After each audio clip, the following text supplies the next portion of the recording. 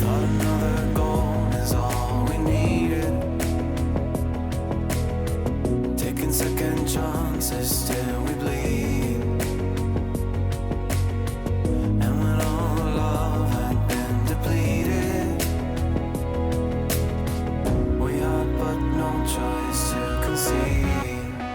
As the stars were dancing in their line, past that we could never run. Oh, they were dancing way up high. Stars were dancing in their line. The future we will never run. Dirt on our feet was bone dry. It was bone dry.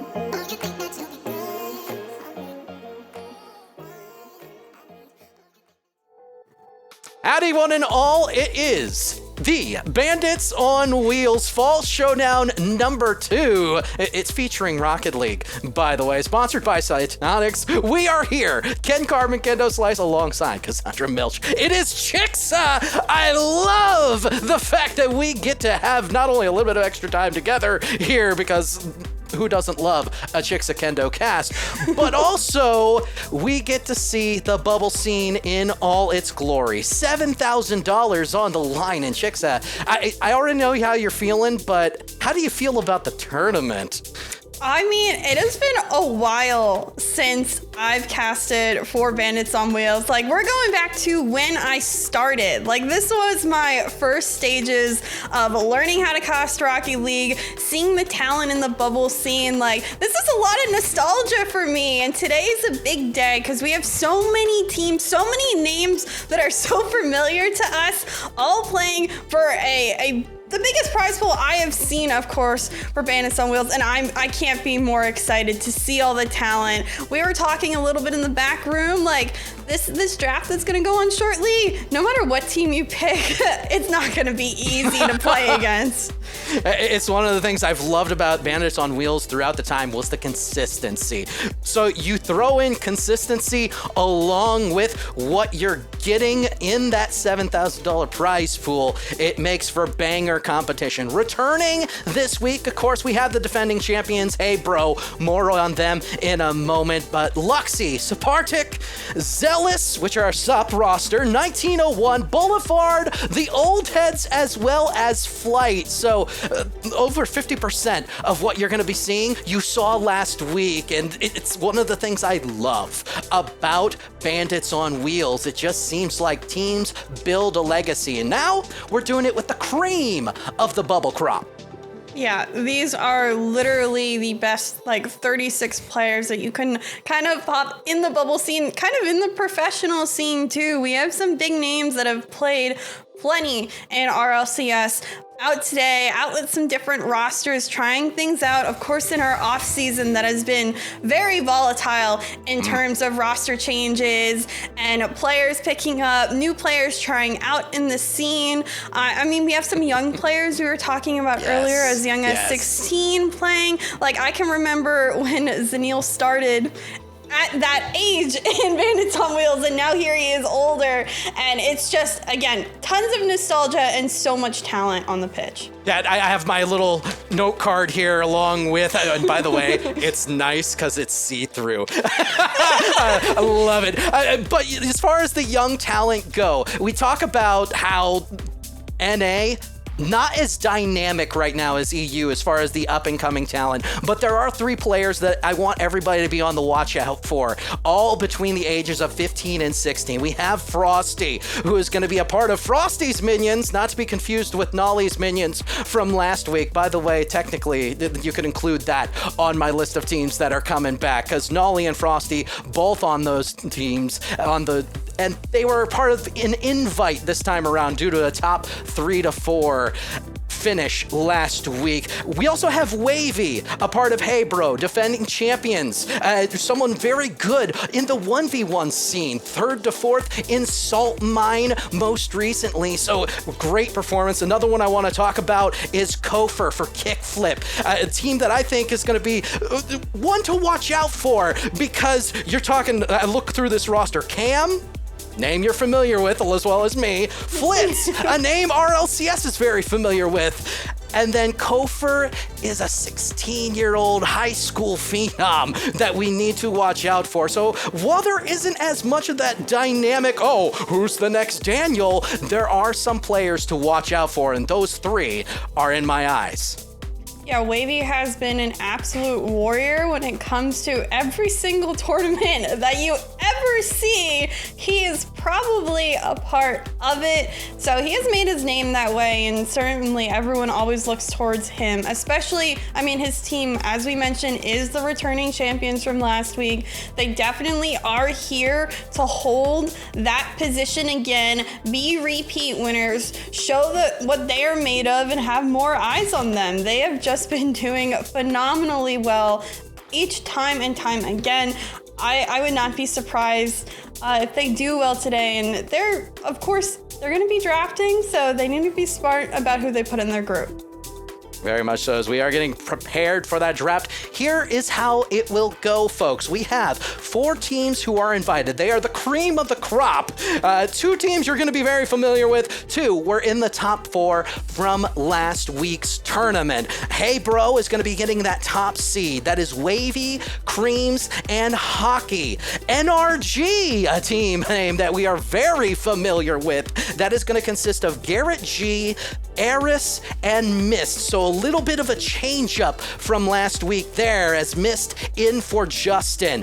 Rebellion, another team we're very familiar with. Two Piece and Parth have been a dynamic duo, and they look to be improving themselves on this team. They are going to be playing with Chicago this week, so very intriguing roster. Frosty's Minions being the last one. Frosty, Nolly, and Calm will bring a different flavor, where Cosmic brought some 1v1 prowess.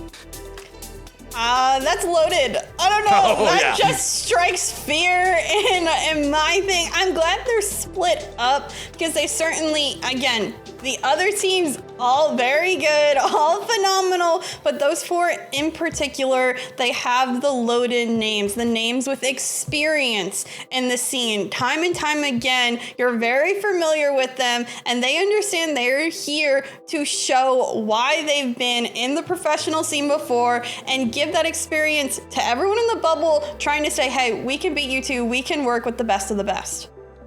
Very much so. So how this is going to work, they are going to be going through, and this is going to be a snake draft. Kind of like how you have a draw in other tournaments and events. This is going to be a little bit like that, only these teams are going to be captaining their own groups. They get to choose who they are going to go up against, call their shot, and say, hey, these 3 teams, I think we can 3-0 this group. It goes 1, 2, 3, 4, 4, 3, 2, 1, then 1, 2, 3, 4, right on back through. So that's the way the snake draft will work. And I do know it's going to be starting with Hey Bro, go to NRG, Rebellion, and then Frosty's Minions. And I'm interested to see how everything will go, what everyone's mindset is.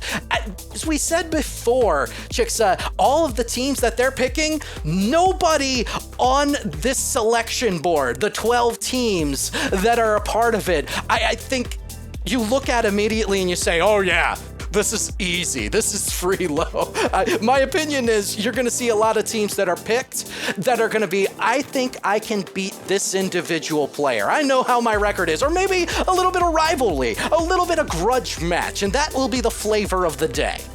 Yeah, each team that they pick first will be the 4th seed, so they will play them in their first match. So you're essentially picking your opponent first, and then so forth and so on. You know, second and third, it doesn't really matter in my opinion, which they flip because they'll be on the opposite side. But I think I got the word that we have all 4 of our captains, or at least representatives, that will be drafting in the snake draft here. I think we're ready for it. Oh my goodness, they're on cam as well. Let's say welcome, of course, to our snake draft representatives. So for Hey Bro, we do have Wavy. NRG, of course, we have the one and only Captain America in Garrett G. Rebellion! Shopify Rebellion will have 2 Piece representing, and Frosty's Minions gonna have Frosty. Oh, no, wait, that's not Frosty. Wait a minute, that's Calm! How did I get Frosty circled there? Okay, we have Calm. Demo me, my friend. Demo me, please. I need it. So starting out with Hey Bro, Wavy, how you doing? Who do you want in your group? I'm doing well. I mean, so who do I pick? I mean, there's a very nice selection here, but we definitely decided that we're going to be starting off our draft picking Luxy Esports.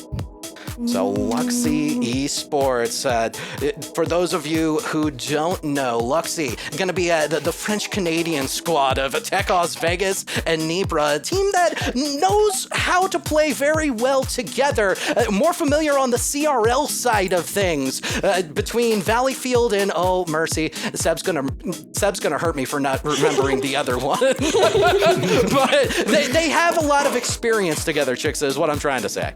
Yeah, we've definitely seen them in the past. Not recently, though. They've kind of been out of the collegiate scene, at least competitively, in our top teams. So I'm excited how they do here today. Obviously, with Hey Bro, they're going to have a tough challenge. Returning champions, of course. Congratulations, Wavy, for last week. So I can tell you're hyped today to certainly bring it to the table. So, up next, NRG, Captain America, Garrett G. Welcome. Take it away. Who is NRG wanting their group? I'll go first class.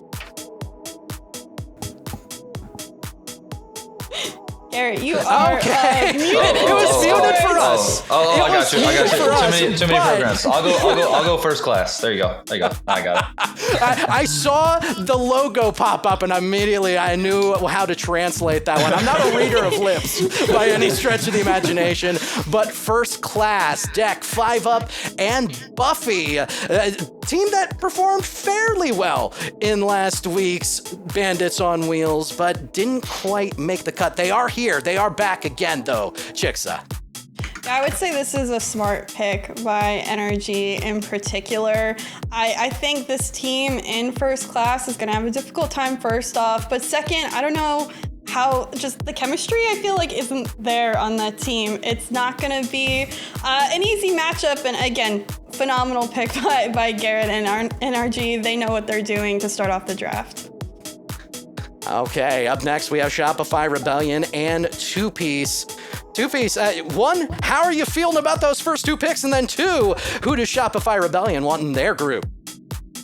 I'm feeling all right with the first two picks, but I think we're gonna get Intensity for our pick. Ooh, Intensity. We like that one as we look. Angel, Tool, and Cosmic. Cosmic, of course, was playing on Nolly's minions last week. So they, of course, have a switcheroo coming in. And Com, you're the one playing for Cosmic here on Frosty's Minions. You got two picks coming up. How about you share with us pick number one and then segue into pick number two? Okay, that I can try to figure out. Doing some debating here. I think we're gonna go first pick with Flight. Okay. Nitrous, Rapid, and Skills. Of course, Rapid, long time member of the Bubble community. Probably the peak for Rapid, that KCP roster with Memory and Beast Mode. One I'm very familiar with. Chicksa, did you have an opinion on that one? I mean, I'm looking at Nitrous really in particular for that Flight team to step up. Rapid, of course, has that experience, but I think Nitrous has the X factor. Do I think Frosty's Minions will have difficulty? No. I'm feeling very confident with our four teams that are in the Snake Draft. They have their first picks for a reason, and I think they've all done very well with that. I don't know. Frosty's Minions is, again, all four of these teams, very good. They're picking their first four because they understand they have the best chance of beating them, and I think they've all been correct. Spot on. Well, of course, with the Snake Draft, that means Frosty's Minions, y'all get to go again as we take it back down. Second pick, Frosty's Minions. Go ahead. For our second pick, we're going to be picking Schnauzenheisers. The Schnauzenheisers! The nose dudes, as it were, not to steal from a beloved member of the Rocket League community. This one, Daunt, Tivar, and Kaz, and they've been playing with kind of a revolving door third lately, most recently Diaz, but since Spider left, they haven't been able to choose that one person who's stuck. Today, we're going to get to see how Kaz does with Daunt and Tivar. Yeah, I think Kaz will certainly bring more complexity to the Tivar and Daunt combo. I've watched Tivar a lot. I remember him particularly all the way back, again, when he started in the scene. So I hope he can keep up with all the talent that's on the field today, in particular, as it's gotten, again, very difficult with the pace of gameplay that all these teams really bring. Well, we go back to Two Piece and Shopify Rebellion. Two Piece, who is going to be next in your group?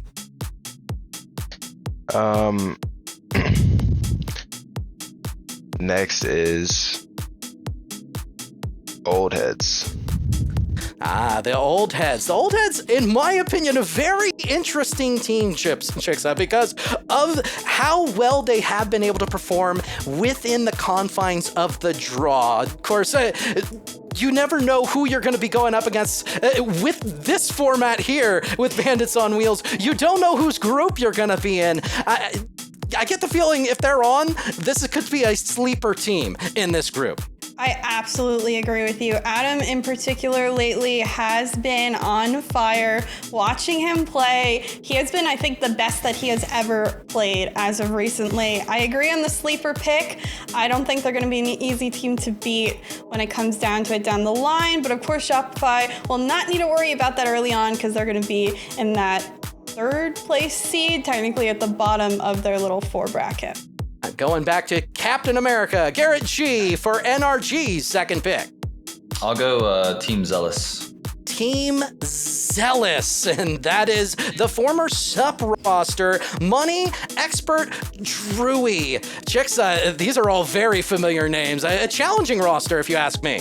I think this team has the kind of chemistry there. They've been together for quite some time. They understand how each one plays, and each player as well have pop-off moments when it comes down the line. If someone's not feeling it, they're gonna step up, and you're gonna see a crazy play come out of them, and they'll get fired up. You can always feel the momentum when they earn that side of things. So another team that I think is gonna be difficult, whatever they play against. Of course, at the bottom side of the bracket, Energy won't need to worry about it now, but someone that shouldn't be looked over later on. Well, Wavy, we have 2 in a row for you. Since y'all are at the top of the ladder, we're gonna snake back down. So who are picks number 2 and number 3 for Hey Bros group? Our pick number 3 will be Boulevard, Big Bully. Okay, so And Boulevard. And our pick number 3 will be 1901. Okay, 1901 and Boulevard. As I go through Alraz, Delta, and Repeat, another team that has done very well on the draw side of things. I think Boulevard usually used to a Beast of Bonium look, but Repeat is someone who I am very interested, especially on this roster, as Boulevard has been able to do some damage in the draw, surprising some teams. 1901, another roster that is quite interesting. Ajax goes back with Team Axel, of course, as well as LSU, and then Fifi, T. Carell from a crew, 2 rosters that have a lot of seasoning behind them. I was gonna say, in particular, T. Carell, Fifi, Ajax, they've been around for a while. So this is 3 players that all have experience. They're not the young guns of the scene. They understand what they can bring. Again, that also has the difficulty of the scene has new talent, new and special ways to attack on the pitch. They have to be creative because they're going to get a lot of creativity upfield against them. I'm hoping for T. Carell in particular to step up. I have plenty of clips I know of casting him on plays, but he needs to be on target today in order to get through in his bracket. We go back to Garrett G. NRG closing out their group. Who do we have? I'm gonna go KickFlip. KickFlip. Now, this is a team, it doesn't surprise me that they fell down the ladder so far. One of the last teams to qualify, but at the same time, I'm looking at this roster. We talked about Kofor a little bit, 16-year-old, one of the young guns within the group. You throw in 2 dynamic individuals such as Cam and Flitz. This is a dangerous team. I really think they're either going to do really well or really poorly. They have very high highs, but also very low lows. So this is kind of the roll of the dice kind of pick here. Assume they're not on a good day and they're going to fall. But if they're feeling good, then certainly don't count them out. Okay, and lastly, we have Shopify Rebellion. Of course, Frosty's Minions will get the team that's left over. Shopify Rebellion, 2-piece. Who do you want? We want the boys. Aha! We have the boys. Percy, Drees, and Gyro, Explosive Gyro. Chicksa, maybe you feel the same way about this roster as I do, but I see a lot of need for boost between these three, especially with Percy and Dries. I think you're on the mark on that one. They are going to be trying to get up in the air, going upfield, going as fast as they can when it comes down to it. And it's either going to go really well or really poorly. It depends if they're going to be stuck on their defensive half, where they're unable to rotate, where they can't pick up as many pads. They're quickly going to feel very overwhelmed as it goes through. But, you know, if they do get upfield, they're able to get those outlet passes going, I think they'll do fine later on.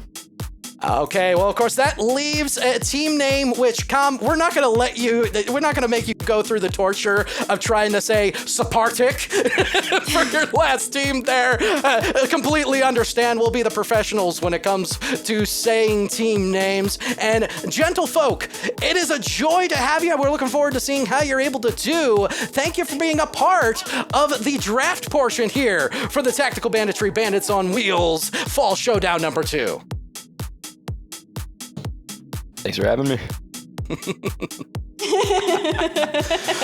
I love it. Well, we have everybody in, we have everybody out, and we have a lot of groups to talk about, chicks. As far as the low-hanging fruit, the question always is, when you get into this circumstance, looking at the groups as they are drafted out, what group feels like the group of death? Probably the last group. There's a reason Zanil, Lionblades, and Kinsey were picked last because those names strike fear. I watched Zanil when he was young in the scene. I've watched him grow up, go through, now in CRL, playing with Lionblades. I mean, like, that's a loaded team, and I think the likes of Frosty's minions with Calm will probably, I have to guess, already move on forward and play them, but that's just a scary bracket to play. I think if Lionblades and Zanil are on, that's an easy upset against Frosty's minions, but granted, Calm brings, I think, a lot more to that Frosty's Minions team. If he's doing really well, we've seen him 1v3 in the past before. Nothing quite like a Calm 1v3, especially when it involves explosions. Yes. Love it. I kind of agree with you, and I will say that's mainly due in part to the fact that I think all three teams, especially with Flight, you're talking about Rapid, Nitrous, and Skills. If Rapid is on, Rapid, in my opinion, is one of the most wild card individuals in the RLCS spectrum. So anytime Rapid is performing at the highest level, it's a team to watch out for, regardless of who's playing with. Granted, that might be my personal biases from 2 years ago. I also think NRG's group, First Class, Zealous, and especially KickFlip, anyone can do damage there. They're going to have to stay forward-facing and stay positive on the pitch in order to come out of that one on top. Yeah, again, looking towards Zealous on that pick to be that kind of team that may pull up those upsets. I'm gonna call them upsets, but in reality, the talent is so packed. Is it really an upset? Probably not. But Team Zealous, Money Expert Drewy, I really think you're looking at them to be the other potential, winner of that group. Well, we have our groups. We have a lot of speculation. And we have the $7,000 prize pool that we are going to be looking at dispersing over the next 2 days. So you do not want to miss anything. I think we're going to go to a quick break, folks. We're going to get our first match in groups ready. So you do not want to miss a thing. So don't go away.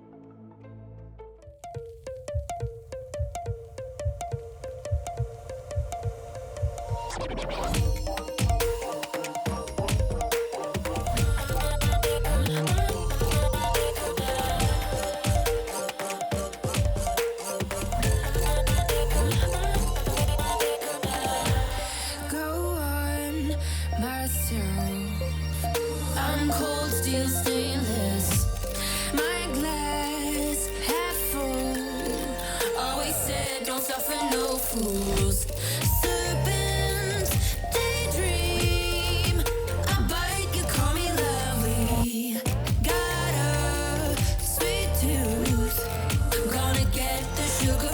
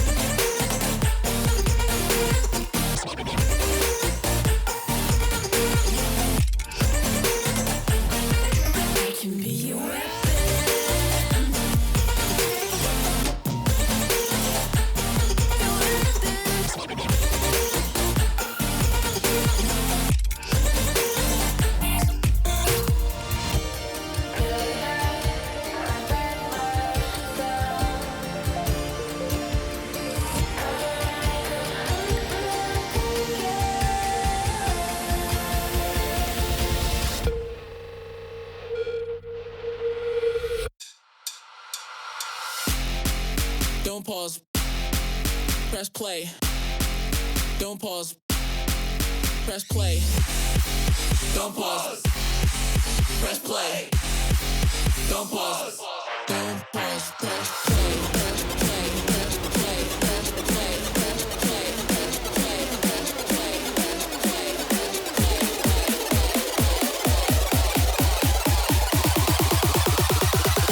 Don't pause. Press play.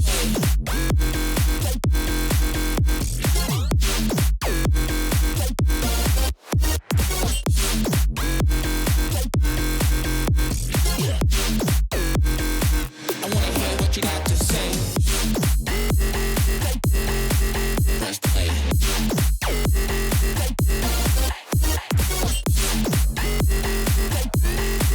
Press play.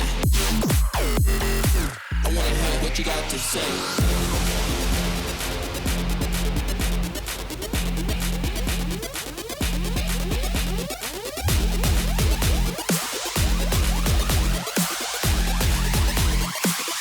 Don't pause, press play.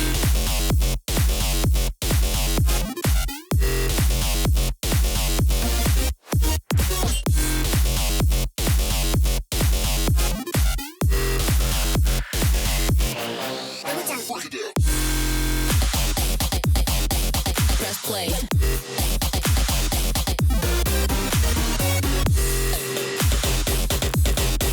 Press play.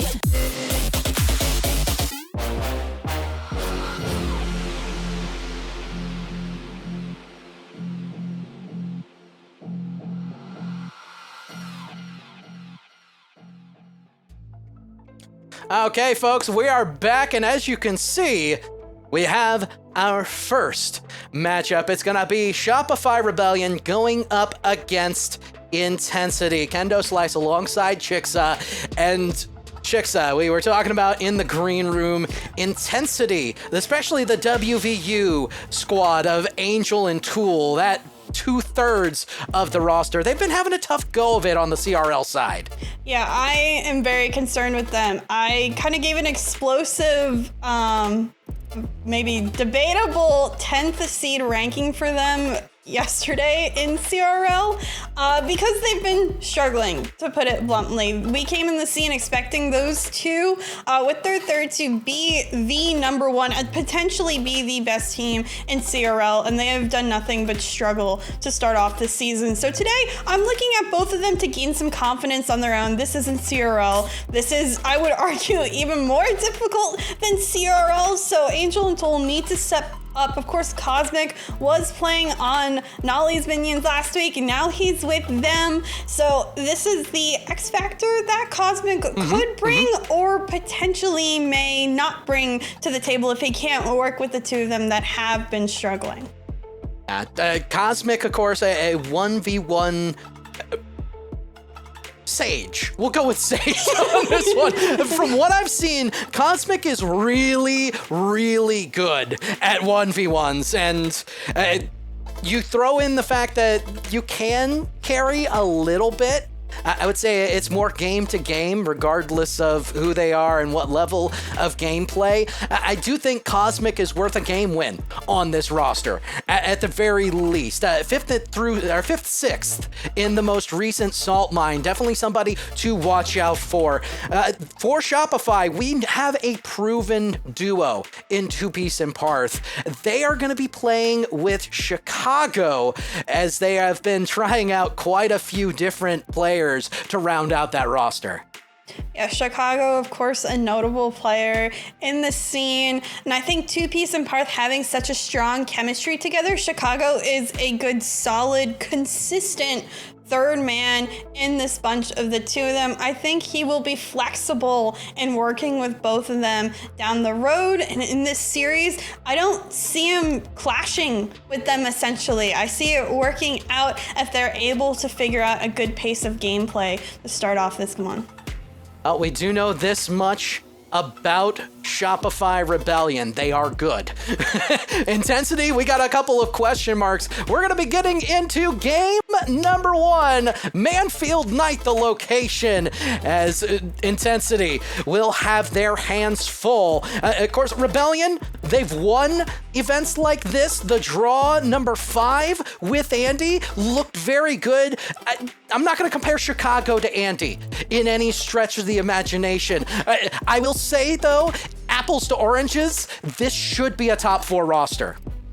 I, again, absolutely agree with you on this one. I see no issues with Chicago, which makes this team quite deadly on the pitch. But of course, game 1 officially upon us in this best of 5. It's Intensity, their first pick for Shopify, and that means they're the 4th seed. Gonna go into this one.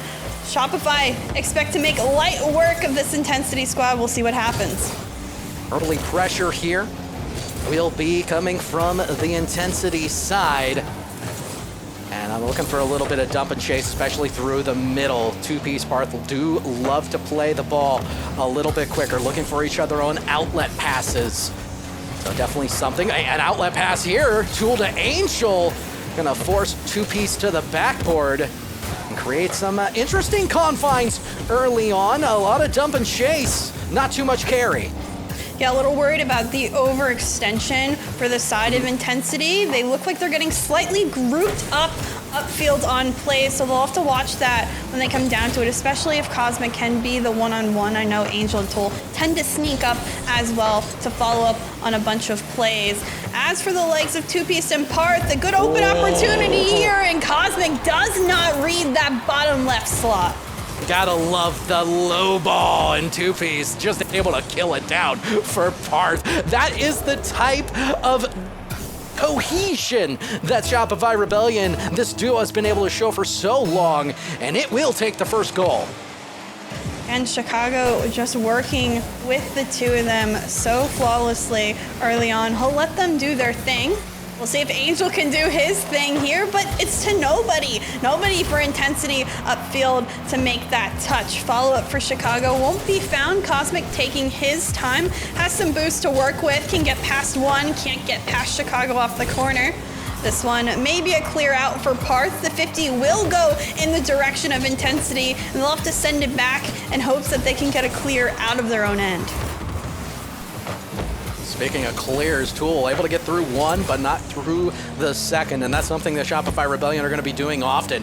Don't be afraid to jam the middle of the pitch. Chicago, the quick go, can't get the touch, but Parth is there with Two-Piece on the back line to make sure nothing goes through. Tool, a little inaccurate. That was an open net, had the defense completely on the back foot, and they will be able to get priority. Shot on, saved by Two-Piece. The quick clear away, but Intensity living up to their namesake from the midfield on. Yeah, I wish the initial shot by Cosmic had more power onto it, and it potentially could have been in the back of the net. But they do get a couple of nice follow-ups. Unfortunately, it is, at the end of the day, saved by Shopify, and they hold off for now. Pull towards the other end, the transition, clearly holding possession, but Two-Piece to follow up off the corner. Chicago taking his time. We'll bring this one up. Can't really find the flip as he's quickly challenged. Not much space in this game for either team. It always seems like the challenge comes through fast. Everyone understands the mechanical level at each of these players right now. And you could tell it's certainly amping up. Maybe a mistake. Angel has hit plays like that before, but denied on the line by Two-Piece. Seeing very interesting contrast between offensive strategies. You're seeing surgical quick strikes from Shopify Rebellion, and then you're seeing Intensity trying to slowly overwhelm. What a pass out of the midfield. Angel will score. Oh, I love this one from Cosmic. He understands where Angel cheats up. Angel in particular, normally a phenomenal goal scorer, maybe a little quiet recently, but that one fed. He has beautiful power and accuracy on that shot. Now Intensity tying it up, 1:40 remaining. This feels like that feeler out game. It's this low scoring game. It's these, like you said, precise one-on-one opportunities, and Chicago hits the double tap angle that nobody was ready for. What do you mean nobody was ready for it? I was ready for it. I was watching. I got excited just looking at it. Chicago, he's Timothy. All right, Tool wasn't ready. Let me rephrase. You were watching it like a hawk. I was ready for it. I thought it would be saved, but I guess it just wasn't. And just like that, Shopify find their way to get back in the lead. But this is what I mean. It's one quick play by Chicago. He gets his time, he gets his space, he does the work. Parth not finding the double tap there, but it seems seamless for the Shopify team with Chicago right now. Nothing was wrong. I'm feeling comfortable. I would agree, but I think it's mainly due in part to the fact that in-game they've noticed the amount of mounting pressure coming from intensity from the midfield. What do you do to get around that, avoid it altogether?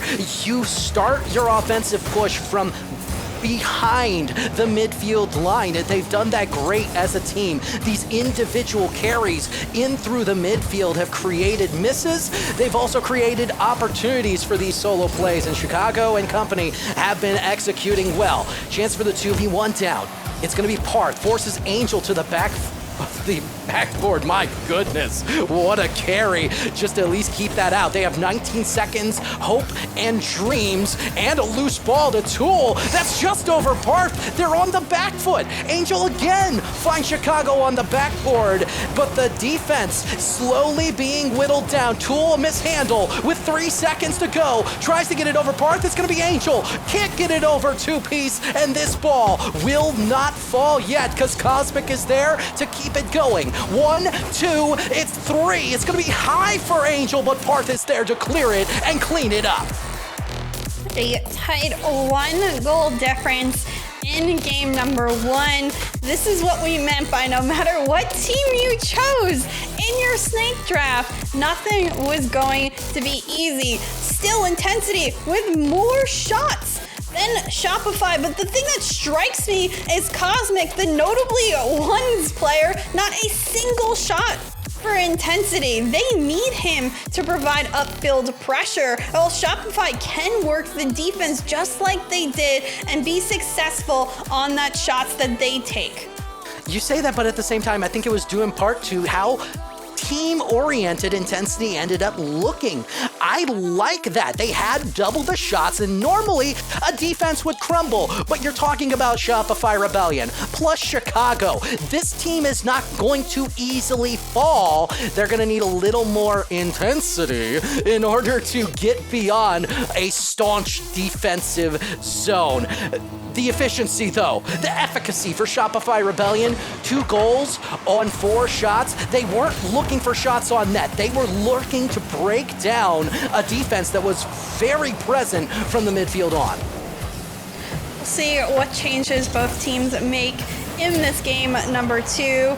I wouldn't be surprised if we see some minute changes at the end of the day, but you just never know how players are feeling, what they talk through in our breaks in between game to game. When it's a close game like that, sometimes you don't want to change anything, or sometimes there's just maybe something or another that someone decides to just amp up that intensity. We'll go with, since that'll be our favorite word for this series. But for now, it's been a quiet 45 seconds, mainly midfield challenges, a couple of misses to throw off the pace, but we'll see. I'm ready for this first goal to really see who wants to take game 2 by the horns. I mean, you look at what Shopify Rebellion is, and then you look at also coach memory on the back end of this team. They have been trying out players who are, I don't want to call them in-game leaders per se, but the amount of ability to make changes on the fly between an Andy, between a Captain America Garrett G, between a Chicago. You know that this team can make rapid fire adjustments, and they have done so very well. Chicago up and above, not able to get that on. But as I said, they have been surgical. They have been clinical. 2 shots so far, making things very dangerous. There's a third coming in from Chicago, and it's all Shopify Rebellion right now as they look to lift the banner in the offensive zone. A huge clear here for Tool to release some of that pressure, but for how long can it really be a boost will go in favor, and the touch in favor of Angel. No follow-up. Chicago will actually get in the way, and a good early challenge by Two Piece. Maybe he could stay in the zone, but Parth up here will not be able to find the touch. Look how almost scared both teams are to commit in that play. That ball was by itself for so long before somebody picked it up. Everyone very much waiting patiently to see what the next move is going to be on the other team. Tool, a one-on-one play quickly denied by Two Piece, but risk certainly will not be found in this match. It almost seems like the adjustment has been to take things to the defensive zone for intensity. They seem a little more recessive in their challenges. They're not exactly garnering the same midfield pressure that I saw before. They are allowing those solo pushes to come into the final third of the pitch, and that is amounted to a Shopify Rebellion team that in the first 3 minutes already has 5 shots. They have the same shot total and more as the last game, and they're doing so with even more precision. Chicago, the push on, will be cleared by Tool, and it will be kept in. It just seems like the ball has found its way into the offensive zone for Shopify Rebellion on a consistent basis, but I think it's because Intensity are content to play it there. I'm surprised in a sense that this is how the game trend has gone. And it seems like it's going to catch to one open opportunity on the breakthrough. This one from Angel to Tool in midfield, and that's what they were looking for. That is exactly what they were looking for, Jigsaw. You are completely correct. It's the only advantage of allowing the offense to push that far forward. You have the opportunity to punish and break out against a team that is committing hard into the offensive zone. They were able to do so with precision, with those patented breakouts, and who else but Angel to Tool. It's the WVU connection coming through. Yeah, Cosmic has been utterly quiet in this one for Intensity, but he's letting the duo work together and have their space. It's working out in this one with their 1-goal lead, but Shopify now desperate to find at least the tying goal they need to send this into overtime. They've been able to break into the half of Intensity so often, but now a couple of misses and just to clear out towards the enemy team. I just don't know if they will have a good enough possession to finish it here. Tool's second touch may have taken that away from Cosmic, but Angel still there to keep putting on the pressure and burning down that clock time. There needs to be a realm of trust, though. Tool has a secondary touch. Two pieces up on the backboard early. Good retention by Cosmic. And with 12 seconds to go, things looking dire straits for the Shopify Rebellion. Does Tool have one over Two Piece? Yes. They're throwing everything they can into the offensive zone. Chicago not able to get there in time. We have a low-scoring game number 2 that's going to go the way of Intensity. I like the use of the word clinical earlier because that's how I feel like it is. Every little touch matters. Every thought matters. Everything just coming down to the wire. It's very, very patient gameplay, and I'm just not used to being, in a sense, like low intensity. I'm not seeing rushing. I'm not seeing anyone trying to force one-on-one plays. Like I said, I thought Cosmic coming in here would try to be an X factor. He'd come out, take that ball, use his boost, but a quiet game for him across the board. He just let Angel and Tool do their thing, and that was the one opportunity they needed. At the same time, though, what Cosmic has been able to do with some of the zoning touches, the presence in the midfield, has created a different dynamic that Shopify Rebellion have had to make adjustments to. Big save on the goal line from Tool, but that was a zoned out play. There was only a small amount of the goal that was available to them to shoot on. It forced a rough shot in Parth off of a demo, saved by Angel. That doesn't get counted as a stat. And there were a lot of little touches like that from Cosmic that went uncounted. Yeah, like I said, clinical. The little things in this series for sure matter more than what everyone can sometimes see. to the Blatant Eye. Nice pass here from two-piece to Parth, but he'll let it go through, win the 50, quickly challenge. Chicago bumped away though, and Cosmic will at least keep it in the corner. Another great challenge to get it away, and a win on this 50 for Tool will give some pressure as Angel actually misses that, and two-piece can't get to the ball in time. A little deflection. Can Parth get back to it? He indeed can. Tool! I thought this one was lost as Cosmic wasn't able to recover in time. It was brilliant to get it into that position, but Tool read the entire situation, comes up on the weak side, and that to me looks like a little backdoor slam dunk of a shot. Really good play from Intensity. You know, when I ranked them as low as I did, I hope it would kind of light that fire behind Tool and Angel in particular. And they have been so good on select plays in this series. They just need sometimes a single effort to go their way, a good defensive stand, and that's exactly what they need to do to grind out this one. But now, back on their end of the field, we'll try to maybe get some more. Angel running out of boost will allow Cosmic to find the touch. Two-piece out to midfield. Quick turn by Tool to send it to Cosmic, who finds the finish on the top left shelf. Intensity have found their pace, and they get two here in this one. And they are consistently finding each other in passes, making sure that they are reading the situations ahead of time. They have put Shopify Rebellion on the back foot firmly. And at this point, my opinion was that Shopify Rebellion need to be a little more physical. Take them out. They're doing exactly that, but they're also taking themselves out of plays in the process. It will quickly turn around if Chicago gets a goal here. But those demos can't be understated, Chicks. I feel like that's the next adjustment coming from the orange side of the pitch. I agree. I think when it comes down to it, Shopify needs to change things up. They're gonna bring that. They're gonna try another bump here by two-piece. They're making it difficult now for Intensity.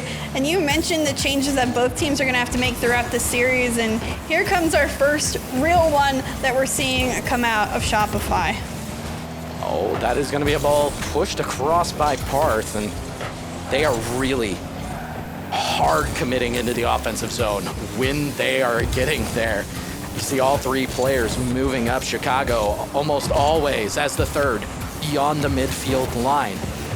It's made them successful to the quick turnarounds, and credit to Cosmic finding involvement with both Angel and Tool. Kind of has a phase-out bump on Chicago away from the play. The push coming from Tool, cleared out, but two-piece is there to completely demo away. And with 2 minutes to go, yes, Shopify Rebellion, they have the priority. They have the ball control, but all it takes is one little miss, one little bump, and they are quickly finding themselves floundering on heels. Chicago trying to pressure more upfield. He's had a couple of key touches that bring Shopify Rebellion onto the offense. You see from the midfield there, but this one quickly saved out. He'll keep control of it. Go off to the ceiling, send it down to two-piece, who doesn't find the connection. A missed opportunity there, and Parts double tap stuffed. Chicago shot stuffed by Angel as well. The defense coming out for Intensity at the most opportune times. They're working it back on that defensive end. They're shutting down Shopify, and with 1:10, they need to hold on just a little longer. Angel stuffed in midfield. Tool there. Two-piece won't find the touch. You can maybe feel the frustration coming out of him. A couple of missed plays have really stopped all that fluid play for them upfield. Misplays have been the sad tragedy for Shopify Rebellion over the last 30 seconds. They had a 3v1 there for a moment, and Parth ended up slowing the ball down when there needed to be a rapid-fire pass into the midfield. Now, 36 seconds, they do still have priority on the ball. Chicago going up early. No one on the backboard. There's a shot on, but Tool is able to keep it out. Cosmic and Tool looking to keep this away, but Shopify maintain pressure. Another big save, but Parth gets the finish at the end. 5 saves for Angel, and I believe he's probably gotten 4 of them in literally the last minute of time, but you can't break down that much pressure coming from Shopify. It's opportunity after opportunity, and finally they put one in. Chicago deciding to play more of a role upfield has turned into that offensive advantage that Shopify needed. They're finding a way to gauge those extra pushes that have required so much of their resources, so much boost. They've gone out of their way for a few of these demos, and now it's a little bit of the wham bam factor. They don't know what is coming next. So here is a intensity squad I feel like need to take a deep breath going into overtime, because you do not want to go down onto match point against a team that has looked very, very fierce. Ooh, Angel, the one-on-one. Seen him make plays before, and I needed to watch that one intently. Granted, quick transition for Shopify. Angel back in control. Brings it from midfield, the 50 almost on target. Cosmic's follow-up also just barely off target for intensity. Barth now in midfield, taking his time to get through. Gets a little bit of a bump. Can Chicago find the finish? This one to the opposing end. Parth will take the touch, 2-piece, the touchdown, but nobody there for the cleanup on Shopify. Maybe playing it a little bit too careful going into this overtime. Maybe, but 2-piece almost got a hold of that one. Throwing themselves at the ball is not going to do them any favors. Chicago bump completely out of the way. Tool's got a chance, but Parth sweeps across. Does Chicago have the shot? He does. Shot scores, and it is Shopify Rebellion going up 2-1. 2 backflips here and gets 0 piece of the ball just for Parth to send it out to Chicago, who is waiting for that pass on the transition. One clinical mistake at the very end of this overtime. It just takes one mistake. I mean, intensity, they brought the house. They went for broke on that play, and it cost them because they couldn't even find a challenge at the end of the day. Man, it was quick jabs early on in this match. Both teams throwing haymakers. So there was no issue with the amount of offensive pressure. Both of these teams were taking risks, and both were finding ways to punish those risks. I'd like to see Tool continue to utilize those solo plays to see if they can break the Shopify defense, because a couple of times it has worked very well, Chicksa, to surprising success, because it's been on 2 to 3 defenders each and every time. Shopify towards the back end of the rotation has shown a couple of very minute weaknesses that do concern me. In order to expose those weaknesses, we're going to need to see intensity getting into the offensive zone more often. They can no longer rest on their laurels. I do want to give a shout out though to Chicago stepping up in that series offensively. 8 of their 13 shots coming from him. You could tell constantly being in that midfield zone waiting for an outlet pass. He was trying to push on the pressure. I think he probably gave the call out himself, saying we need more offense. I will do my best to provide more of that. And at the end of the day, that gave them a little bit more of an advantage. So now into this one, it'll be a match point, of course, right now for Shopify. We'll see if they can continue the masterclass that they gave us at the end of last game, or intensity will find the answer they need in this one. Thought we were going to see another Tool solo play from the corner that was utilized through a bump, but no, the demo comes in. It is harsh reality checks each and every time Intensity tried to get something cooking in the offensive third.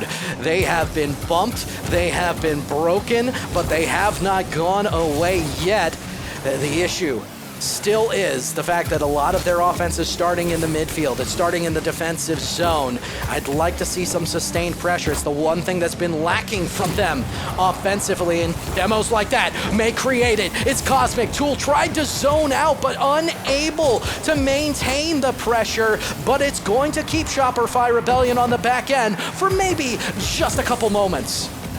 Ooh, Tool and Chicago one-on-one in that play, and Chicago plays a gorgeous 50 to get this one upfield. Parth waiting, will not challenge there. Instead, Cosmic, a huge bump on him, and Tool will find the net because of it.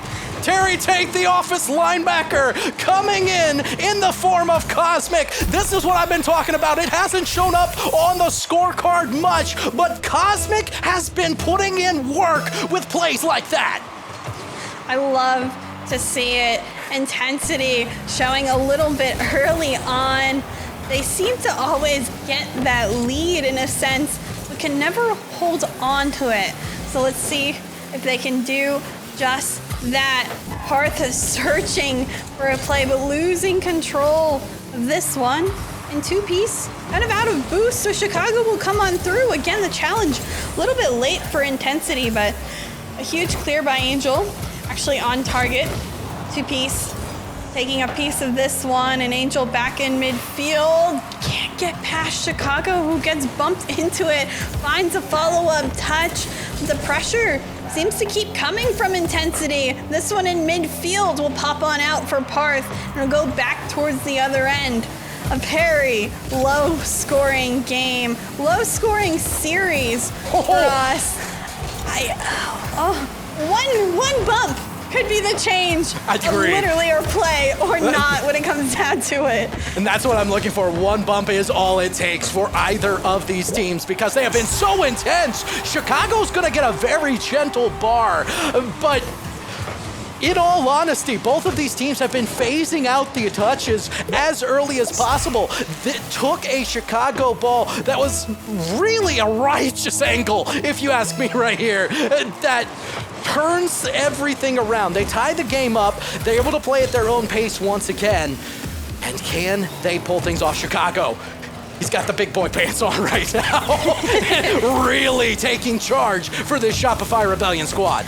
Yeah, he started quiet today, and since then he decided to put in more work upfield, and that's allowed Shopify a lot of their goal scoring opportunities, if not all of them, in the later half of this series. It's a huge step up. It's a reason they're playing. That's a miss off the backboard, one that you cannot make at this level of gameplay, and Chicago takes full advantage. They've been relying on it so much. The defensive plays off of the backboard, they don't always end up being a 100% sure thing. And case in point, we do finally see the defense fall apart. A lot of pressure going to be coming in for Intensity, and Parth able to sweep it away. That's control all the way through the middle. Big 50-50. That was a lot of muscle, but the 50 back, even stronger. Both of these teams still throwing haymakers, and this is going to drop for Tool. She has the shot, scores, and evens things up at 2-all. I mean, let's shout out Tool in this series. He has been, in my portion, Cosmic making the little plays, but Tool really finding each scoring opportunity. He has 4 of the 7 shots for Intensity right now, and both their goals assisted by Cosmic. Angel, very quiet, but Tool stepping up. I need to see more out of the duo. I need to see Cosmic continuing to enable them with different opportunities. Cosmic searching for that bump on 2 And there it is. And that's just enough for, again, who to finish? Pool with the hat trick right now. I'm not going to make it about us at all, chicks. Actually, I will. You called it. You called it. There's Cosmic in the front, going out of the way in order to create that gaping chasm in front of the net, and now they're up by 1. 50 seconds to go. Their hopes and dreams still alive, forcing Shopify Rebellion on the back foot. And with 42 seconds to go, I get the feeling the intensity, we'll go back to that word, but hopefully not again, needs to increase yet another level between these two teams. Tool from the midfield, gonna find possession and 2-piece on the defensive side, and this is a lot of floundering. They need something. They need it now. Cool. In control. All eyes on him when he's able to get that ball. Parth, though, the follow-up takes it underneath Cosmic. Now 2-piece faking this one. but it's just past Chicago. Seconds left, one final opportunity. Chicago trying to sneak There it it in is. with Parth. The finish for 2-piece at 0 seconds, and we find overtime and a very vital game 4. Their wombo combo coming in, and you can tell that Chicago was setting up for it. This is the type of game that we are looking for. Overtime, number 4, life on the line for intensity. Well, maybe I'm getting a little too intense here. The upper bracket life on the line, you know what I mean? There's no brackets yet. You don't want to lose this one. No, again, every game matters. Every single touch in this one matters. Let's not get ahead of ourselves. This game is the most important thing on the line for both of these teams. The shot for Chicago just a little high, and then it'll go back onto the Shopify half. 2-piece past 1, 2-piece possibly past 2. Cosmic, the touch in the corner, will get past 1, but Chicago collecting. Look at that patience. I always love to see the decisions Chicago makes. This one on the pre-flip won't be found. The turn potential here. The shot will be taken away by Tool. And now 2-piece to Parth high. Angel, the 50, and back into the corner for intensity. A lot of concerning double commits on the back end there, but they are able to survive. They're able to get the ball out. The miss on Tool. Angel, the whiff, will be able to put that on, though. Calculated? Most likely. Angel's shot was very intense, and now, for intensity, they've been able to put the control of the ball right back into their own hands. This is twice they've been able to get in the offensive zone, but it seems a little disjointed. I know I'm excited because of how important every single match is when you're doing group Swiss. You want to be in the top of your group because then you're in the upper bracket. Anything less than that means it's a one and done once you get in bracket stage tomorrow. So you have to put all that effort in, and every game is going to count. Chicago, known for his efforts with Cosmic. This one floating. We'll go back to the side of Shopify. 2-piece. Can only find a touch. Tool chasing Chicago, but can't find contact. He'll still get the save. 2-piece.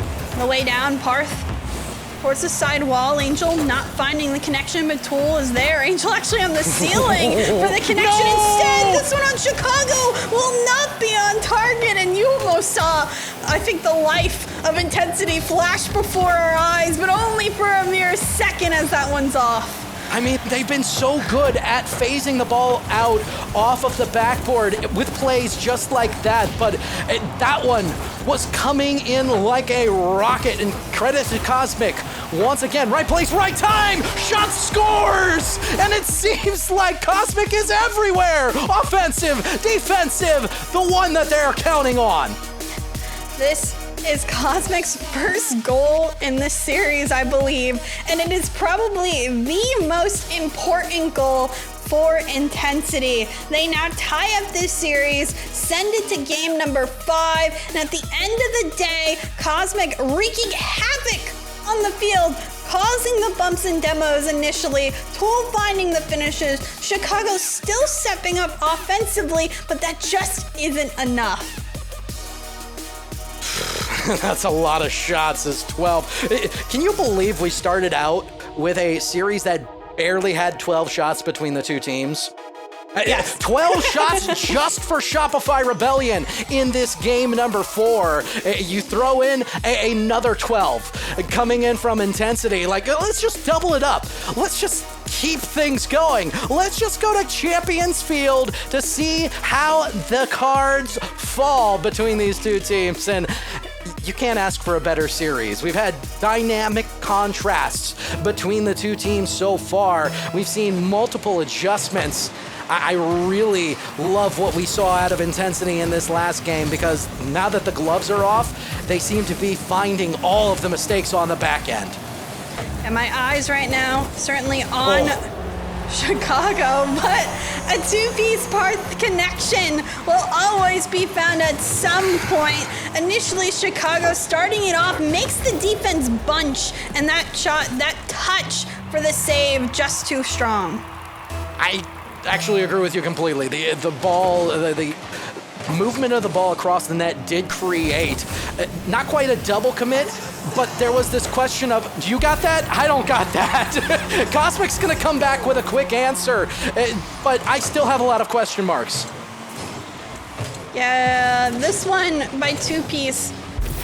It needs to be better into the corner. I know he's rushed. The follow-up isn't there. I don't know where anyone else was for Shopify. You only see 2-piece for a good 10 seconds there. Maybe generous. 5 seconds and no other orange cars. But you know what? It's okay. We refreshed. We just took off 30 seconds of the clock. That's all that happened. And now it's back to our beginning of Game 5. Quick trades.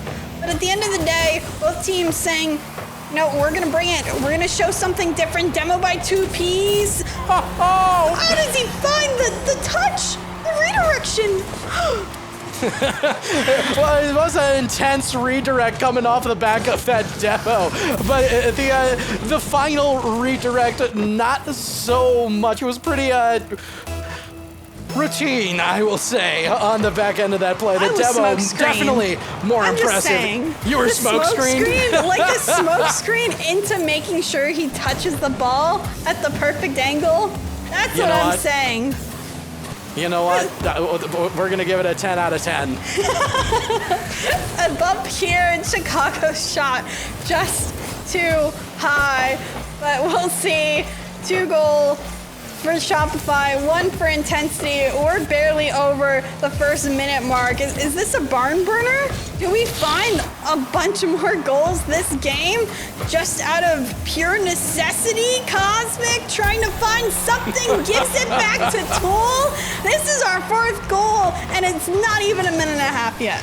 Rocky Balboa never blocked a punch that he didn't want to eat, and both of these teams are taking that Rocky feel into the haymakers that they're throwing at each other, throwing themselves at challenges. It really becomes a almost mental game towards the end here because you're putting so much into the offensive side of the pitch. I need to see a couple more demos if I am the likes of Shopify Rebellion. Of course, both teams doing their apt best when it comes to the bump. Chicago gonna face Tool completely out. 2-piece finds the recovering Tool. I don't know how Tool was the one to make that save. Yeah, both Angel and him occupying different portions of that net. Finds just enough of a touch, and Chicago's off target. 2-piece, the shot on, but saved away by Angel and his own efforts. Chicago into the 50 upfield. Angel collecting the pop. Will be taken away quickly by Parth. Has some time to work with. Challenge coming late from Cosmic, and he beats 2. This one deflected on target, but saved away by Angel. We have reached the halftime portion of this Game 5. Both teams going to be happy with the fact that they're lowering the game differential. And the team that wins, of course, going to be very happy with a win. Parth, the push across. They try to get the quick wombo yet again, but not able to communicate in the corner. 2-piece. Try to face Cosmic off the ball. It's a cut on it. It's going to make this very awkward for Tool, who's looking for Angel in the middle. The push forward, no lethality behind some of these. We're starting to see the intensity rather than from end to end and being in front of the net. The challenges in the midfield. They're trying to take each other off of extremely dangerous touches, but a loose ball will lead to Parth, and now all of a sudden, there's another lead. I was going in my head, where's the challenge? There it is. It's way too low. Tool, I guess, wasn't ready for that pop-up, and Parth read it so well. It was an open opportunity, the most open I think we've really seen all day, and Parth will sink it on in. Cosmic, Chicago one-on-one bump here. Angel looking for the double, the triple, but it's just too strong. I really think Angel right now, kind of the quiet one in this series, and his plays may matter at the end of the day. Minute and 20, Tool out to Angel, the shot on, and that's why I like the fire there. We got the Dikembe Mutombo finger wag coming from Angel after that call. This has been a team effort by both teams, and I love the fact that that is exactly what we're getting to see. Dynamic team offense. The bumps have played into each other. Cosmic off the ball has been spectacular. You carry from the bottom.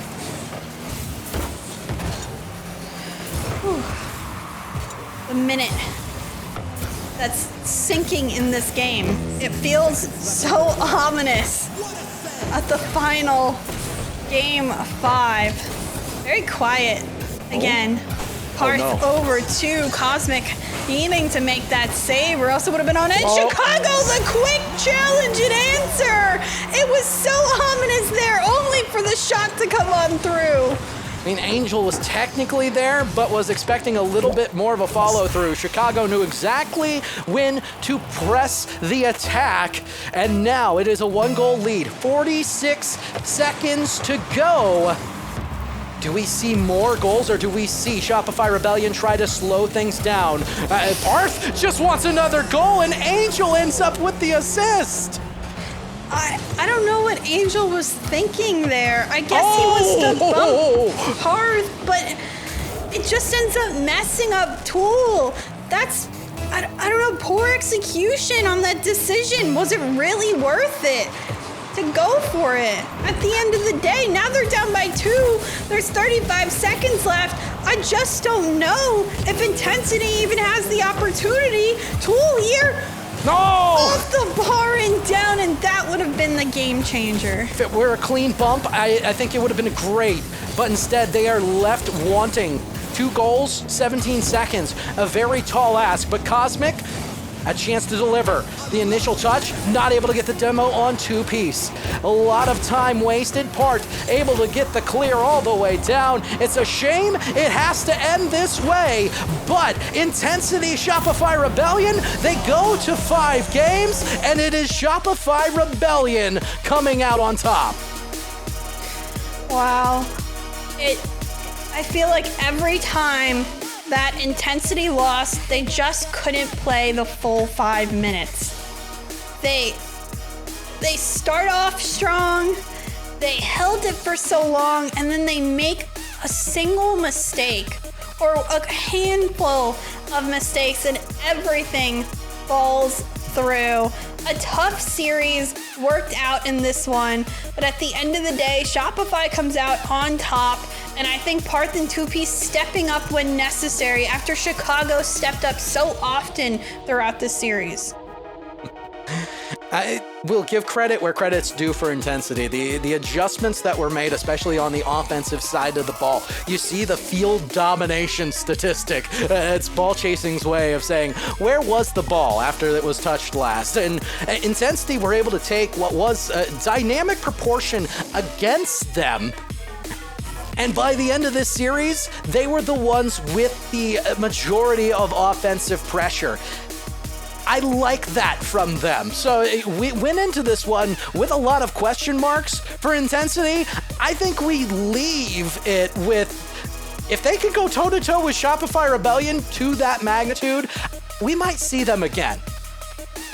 I think the potential was certainly there. A little bit more cleanup will do them a justice at the end of the day, but their positives were quite positives. It wasn't a fluke. They were able to consistently make plays at times.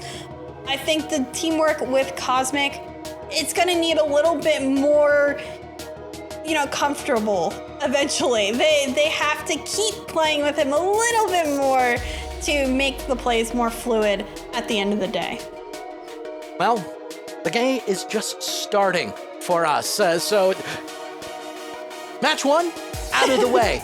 We're gonna have match number 2 coming up after a quick break, so do not go away. You are watching the Bandits on Wheels Fall Showdown number 2.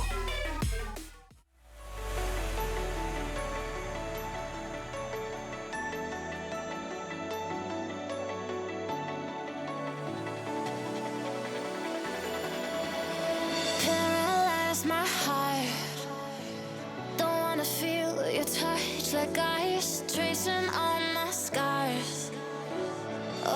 hurt on the inside. It's unforgivable, but I forgive you every time. Hard to let it go, 'cause we're intertwined. I break you, you break me, but something about it makes us so, baby. Every piece keeps us together in the cold.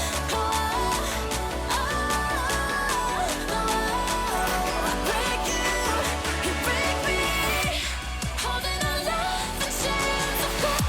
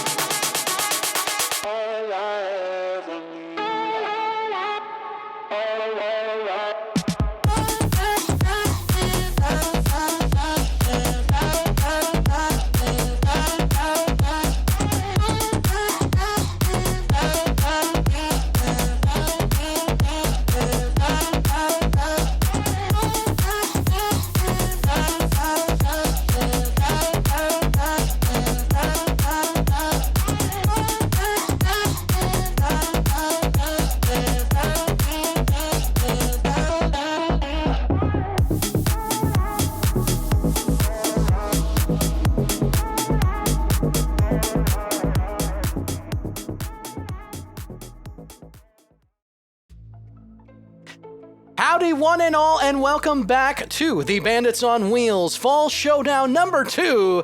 Ken Garmin, Kendo Slice, alongside my friend Cassandra Pilch and Chixa. Folks, we're going to be staying with this group, and my understanding is we are going to be having Old Heads versus Shopify Rebellion. Wait a minute. Oh. That bracket's incomplete. Completely wrong. Never mind. I think it's Old Heads and Shopify Rebellion. According to Start, Wait a minute. Okay, so we have a small floundering for one of us. Wrong name? Okay. We'll worry about it later. Regardless, we look at all the other teams. I love it. alrighty. So I guess I'm gonna assume again. You know what? That Start Chicago is right. So it's Chicago asks, "Can we game?" Let's just game. It doesn't get much worse than this. Shopify Rebellion versus Old Heads. And then on the other side, Hey Bro Boulevard, we're able to win in pretty dominant fashion in contrast to what we saw. Very close games here in Group C. Still waiting for updates on the Group D and Group B. And it looks like we are ready to get going. We got scammed by Start GG is what I've been told. So we're going to get underway. We were right. They swapped. But what I was saying, and initially why it was a little confusing, Old Heads beat the boys in a reverse sweep kind of fashion in order to face Shopify Rebellion. Of course, that roster of Old Heads, Adam, Knight, and J-Pow. But yeah, it was 1-goal games throughout their series until they 6-0'd in game number 5 to now be going against Shopify Rebellion in this one. So an interesting top winners final. The winner, of course, moving on to tomorrow. So this one having major implications to the win. Now listen, kids, in the chat, sometimes mommy and daddy fight. And by mommy and daddy, I'm referring to the commentators and the production crew. Now, the production crew, they're fine. They do an amazing job all the time. Sometimes mechanics break. And, you know, that just means, well, the commentators are left to look very, very silly. In this case, it's on me. I had to walk it off, Chixa. I had to walk it off, but we're underway. First minute gone by. I've gotten a little bit of a game therapy in my head, and the Old Heads are the ones who are here with the early pressure. Of course, Adam, J-Pow, and Knight, they've looked very solid on the draw side of things. Knight, always the one who I look at as an X factor. Well, like I said, recently, Adam looking quite strong. The best I've seen Adam play personally. So I think if Knight and Adam are clicking, that's pretty deadly of a combo. And J-Pow, again, he's, in my opinion, experienced. He's somebody that's been in the scene a while. He may be like the person that you kind of rely on for that consistency or the leadership side of things. So a lot to factor in. We'll see ultimately how this team decides to approach the likes of Shopify with Chicago playing today, because as we've seen, Chicago has made a major impact with Parth and 2-piece. Speaking of impact, here comes goal number 1. This one will be off a missed touch, and Chicago got in everyone's business in order to make this happen. So create havoc, get a first goal. That's the equation for goal number 1. Really great work by Chicago to continue assisting upfield, ultimately assisting on that play. Now Parth on the backfield will need to defend for the likes of Shopify. They actually put on a shot from 2-piece as well. Knight now taking his time, able to get it across the field to the other quick challenge, a demo from Adam. Knight having an open net to work with, but Chicago getting just enough in the way to deny that opportunity upfield and a reset for the likes of Old Heads. We'll see how Rebellion are able to reset from their own zone. Game number 1, their process was from the midfield onward, and it looks to be the same starting process so far. Loose ball in the midfield. Gonna be a dynamic push here from the Rebellion. 2-piece. Looking for a second touch. Adam off the backboard is able to get there, and it's a dynamic clear that J-Pal contests Chicago for. Both of these teams looking to get a little bit of on-ball pressure. Adam, hard off the backboard. J-Pal there, interference in the front, but 2-piece able to maintain pressure on the ball, and Shopify Rebellion can breathe. Police temporarily a miss by Adam. Knight will pick it up instead. Parth finding the save on the goal line, and J-Pal to continue this pressure. A pop-up, 2-piece, not exactly ready for it, and Knight is able to get the follow-up with Adam as they continue providing this ball upfield. J-Pal out to Knight in midfield. Knight, the touch a little too strong, will go to Parth instead, but what a pinch by Adam to again keep this ball on the side of Shopify. They've been pretty comfortable on the defensive end of things for Shopify throughout today, but desperately they will also need to try and get a couple of clears out, a couple of plays upfield, because I think the offense of Old Heads will get overwhelming if they keep being able to find shots and opportunities at this end of the field. Well, they've definitely taken a more defensive stance here towards the end. Try to see what the Old Heads are able to bring to them and punish any mistakes. I don't know if the Old Heads are going to make any unforced errors. Of course, the one goal came from a forced error. And 30 seconds left, still plenty of time for both of these teams to make an impression on the offensive pitch. It's 2-piece going up. We'll carry this across. Possession, the name of the game in the offensive zone. Will J-Pal be able to get around Chicago? No, just congestion in through the midfield the entire way. 2v1, 2-piece, a pass to Parth, skied high. In Chicago, just able to kill this down. We are approaching 0 seconds. It's the length of the pitch to go, and 2-piece, the kill down, will secure the Game 1 win. Wow, again, a very close game, number 1. You're talking about a single goal. The main thing in my mind is the amount of shots by Old Heads and the amount of denies that Shopify were able to bring. 14 shots to 3, and there's 12 saves for Shopify. Defense? You know, we could say defense if we really wanted to, but I'm looking at the boost consumption as well as the time of possession. Despite the amount of shots that they had on, these were one-and-done shots. It was a testing of the defense, and the defense showed itself staunch. There were very few secondary touches afterward. It was a lot of one-and-done, and that is not a sustainable game plan. If you're the Old Heads, you need to get off the couch. You need to keep that pressure going instead of taking those quick little splashes at the net, because you know, with a team like 2-piece, Parth, and Chicago, you are not gonna get any easy goals. Really, again, shutting down the likes of Old Heads is what Shopify continues to do. Parth upfield, almost past Adam, but he'll get a very important touch out into the midfield, at least for now. Chicago picking this one up, will be challenged by J-Pal, sends it in midfield. See who gets to this one first. It'll be Knight as 2-pieced up, send it towards the back wall. Parth the follow-up. Is somebody back? J-Pal is to find that save. I feel like a very quiet sort of start to this game, number 2. Everyone understanding the mistakes they made and the changes that are necessary in order for Old Heads to take this one.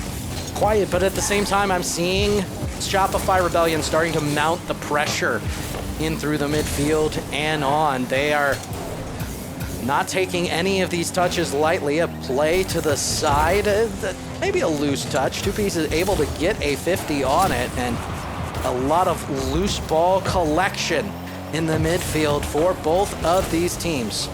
Here's a pass in through the midfield. Parth was ready, but once again, a loss of possession as both teams kind of content to play pitch and catch. I don't know that is the play for any productive offense, especially on the side of Old Heads, because we saw an entire game of it that led to nothing. Oh, save on the goal line for Chicago to keep this out. Old Heads, the back pass. Adam looking off the sidewall, double tap potential, just too much momentum in that car to find the follow-up. Quick takeaway from J-Pow. Adam, though, back in midfield, collecting, looking to send it in front of net. Nice touch just off the corner and bouncing out. No follow-up, and Chicago in midfield can send a slinger downfield into the back of the net. This already starting out very similar to the way that game number one went. You're not seeing as much of the offense on net for Shopify. They are looking for mistakes, and they are apt to punish. They're looking to create mistakes at times. It hasn't been easy for them, especially when you consider they only have 5 shots in 7.5 minutes over the 2 games. They aren't looking for offense. They're looking for solid possession and to beat them 1 touch at a time. 2Piece. Up off the ceiling will be 50. Sends that down. J-Pow now looking to send pressure up field for Old Heads. Parth quickly taking it away. A little bit too strong on the touch, but Chicago finds a good 50 in center field. 2Piece back to it first. Searching for Parth on the duo opportunity. But again, more clears out, more touches up field. Great 50 by Knight. Keeps this on the Shopify half. But for how long as they get those outlet passes upfield? Oh no, that's a big double commit as Parth is gonna have free reign of this ball. Finds 2Piece around 1, double tap, routine offense for Shopify Rebellion, and they still only have 3 shots. I love the Parth and 2Piece combo. Each and every time it happens, it just seems to make sense. It's nothing fancy, but it's beautifully executed on the pass, onto the finish, and now a 2-goal lead for Shopify. They haven't done anything crazy, like I've said, but it's enough that it's consistent, good Rocket League, and it works. Ooh, 2Piece on the heels. J-Pow's gonna take it away from Adam, and Chicago is able to at least get the initial touch across. It's still not out of danger as the crossbar has done work. And if I am the Old Heads, I am scratching my head. I am mauling at the fact that I have not been able to score despite the ball caressing both goalposts. How was that touched out? And the fact is, more pressure keeps on coming. 2Piece gets it past the last. There times the charm for the likes of Shopify. You can't miss. You can't miss your challenge at the end of the day. And they had multiple opportunities to get in front of that ball. So the previous goal, I had mentioned there was only 3 shots. Now I'm looking at 9. They had 6 shots in that short 1-minute period, and that was all due in part to those missed challenges. The ball was dangling on the goal line, both ends of the net, and it's all due in part to the fact that the Old Heads are missing some of those touches. I'm not going to credit it to nerves, because that seems like a very amateurish thing to credit it to. I think at this moment, they do, however, need to get their bearings back, take the licking that they've been given, and come back with a new game plan. Oh, that was so pretty. That's routine. Chicago reads the water drop down. Shopify, that's just solid. Again, 2 goals for Chicago, 2 for 2Piece right now, 2 assists for Parth, 1 for 2Piece. I mean, they're playing together. They're making every solo opportunity count. And it's just Old Heads that have looked so uncomfortable, so out of sync when it comes down to things, whether it's offensive pressure and them trying to connect upfield or defensive challenges. they haven't found the right touches. And now with a couple seconds left on the clock, clearly 4 goals is going to be plenty for Shopify to take this one. We go to a game number 3 where Shopify is very much in the reins. They're in control. They have a lot of good, positive momentum on their side of the pitch. A 0-4. Old Heads, it can't be understated, still looking for their first goal in this series. Now, it's a statement. It's a statement. But they're also no strangers to reverse sweeping. As you mentioned before, this team reverse swept to get into this position. I have a feeling they're not going to go down without a fight. Game 3 going to be very interesting. I just want a really mistake-free, at the best that Old Heads can do, a mistake-free game. You know, stuff happens. You know what? You don't find the best challenge. You don't find, but it's been time after time again that the decision that's made is not the right decision in any sort of mindset. They just need clear thinking, and they need to reset, you know, get out of whatever mindset they're in, because they have the potential. You said it, I said it earlier. They reverse swept. They did it before. Let's get back into the team that we know in Old Heads. Okay. DFH Stadium going to be the site for either the sweep or the start of what could be a reverse sweep as we push into this game. Old Heads, Shopify Rebellion. Shopify looking oh so good, especially in the offensive zone. Old Heads needing maybe to throw a little wisdom into some of these plays. 2-piece and Parth, very rare collision in the offensive zone. Miscommunication, very obvious to start things off in game number 3. Knight taking his time, gives it off to J-Pow. Knight in front of the way, but 2-piece, a very vital save on the goal line. And it is indeed found. Chicago up the ceiling, gets gifted a play for 2-piece to finish. And that's what I mean by the mistakes. Adam's touch here. Why? Yeah, Why like that? Why are you challenging?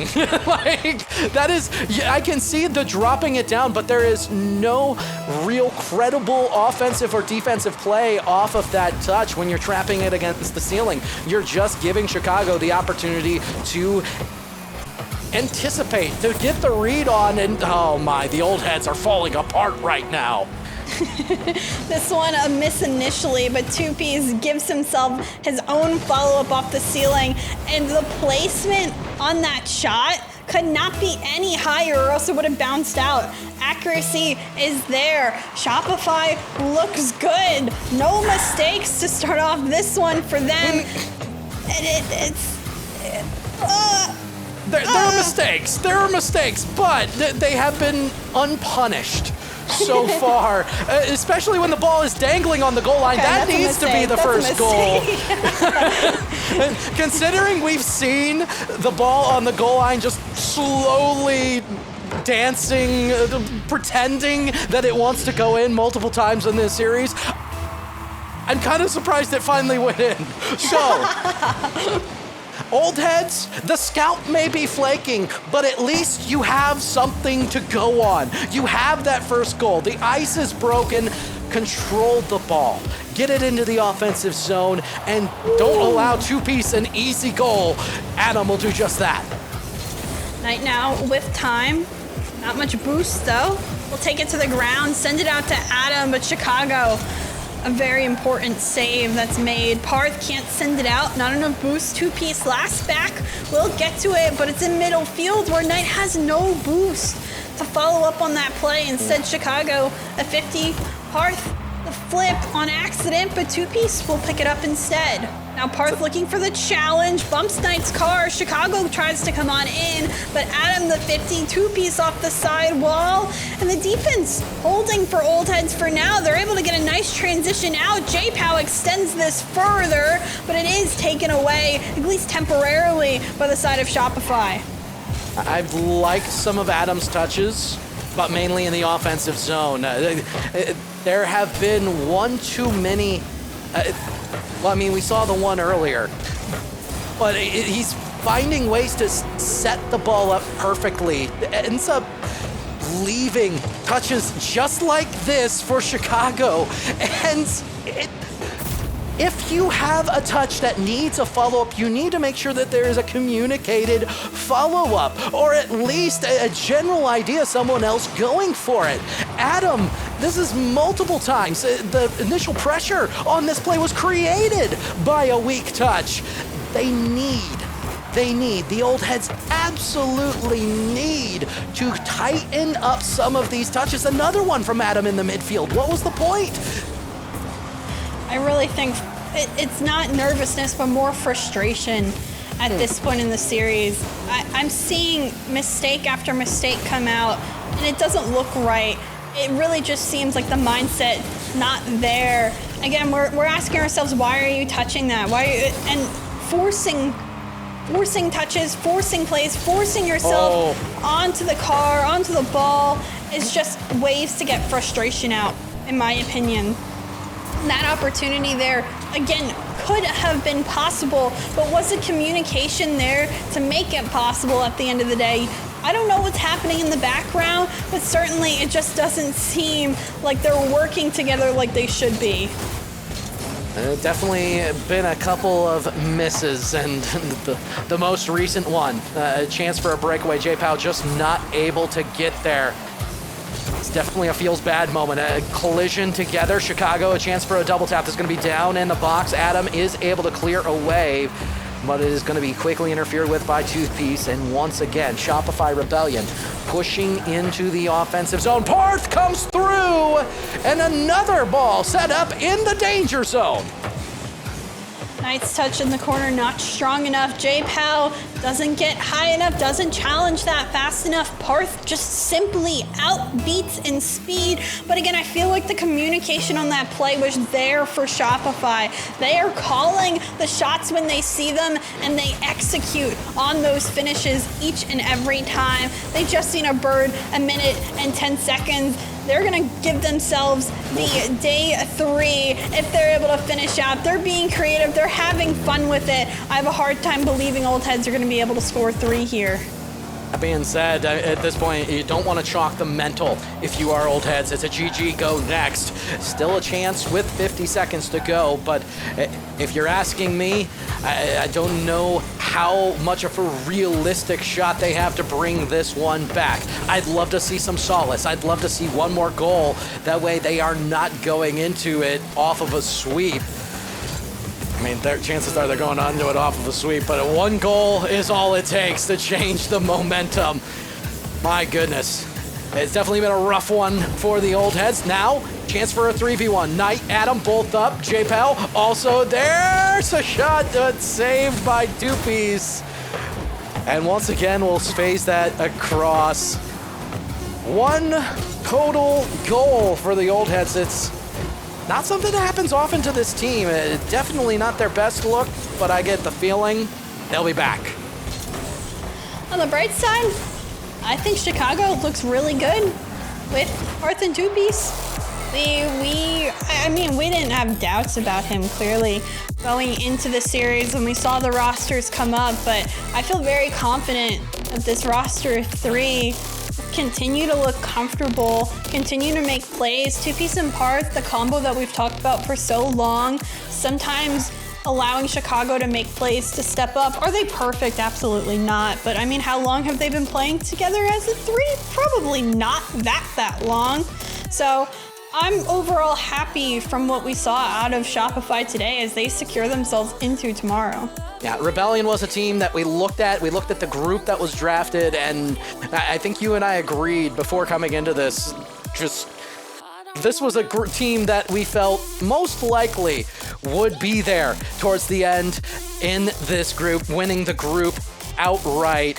And for the Old Heads, I'll be the first one to say it. I think we were a little bit critical of them in this one, but clean slate going into their next game, I think, is going to be very key because it's a team that we've seen do dramatic things, especially in the draw. I've had the opportunity to follow them multiple times, and this was so uncharacteristic from them, especially when you consider they got to this game in the first place off of a reverse sweep. So they came in looking hot, but it fell by the wayside.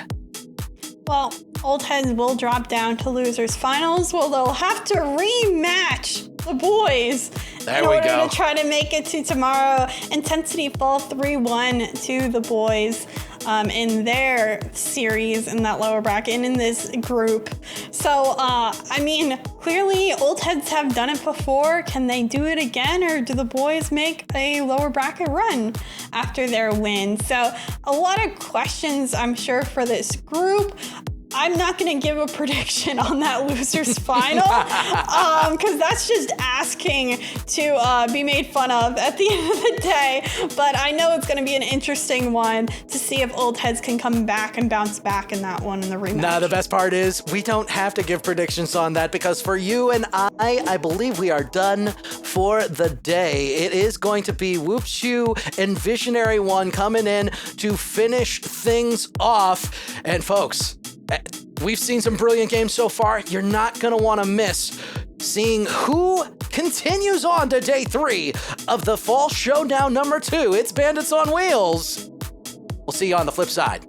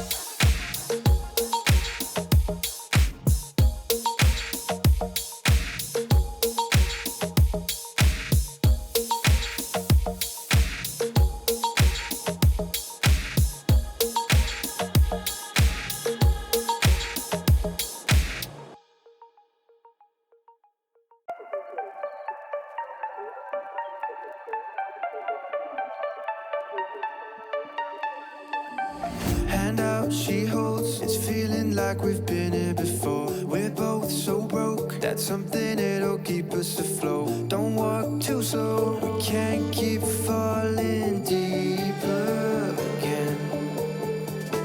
Came too close and the taste so far from pure. A rush of blood, but we search for so much more. We've all been here before.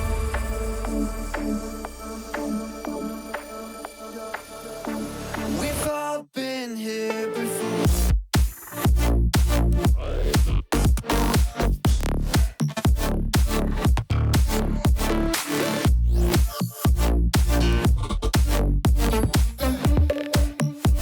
We've all been here before.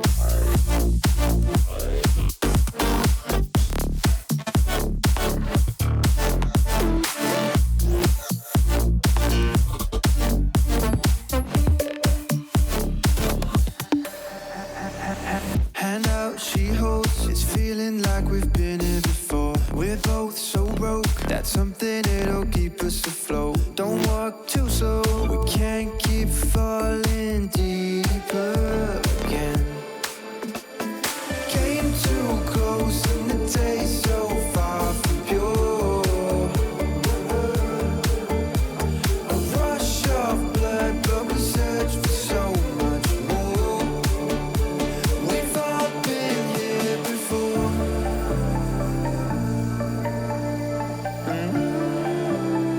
We've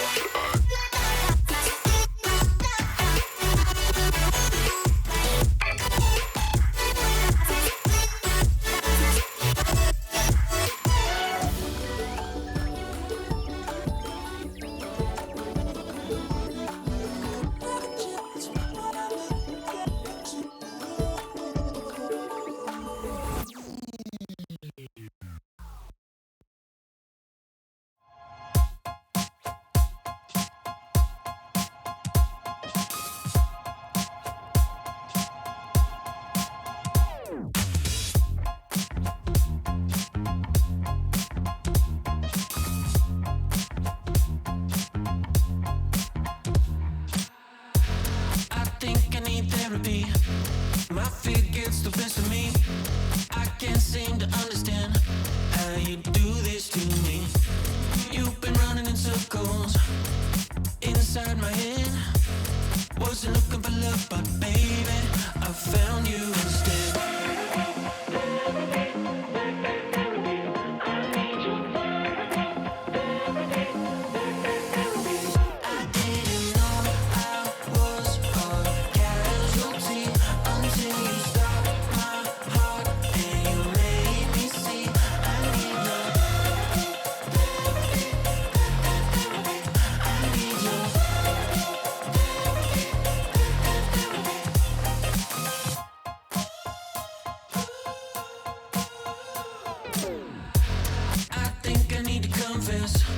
Saw you in that red dress.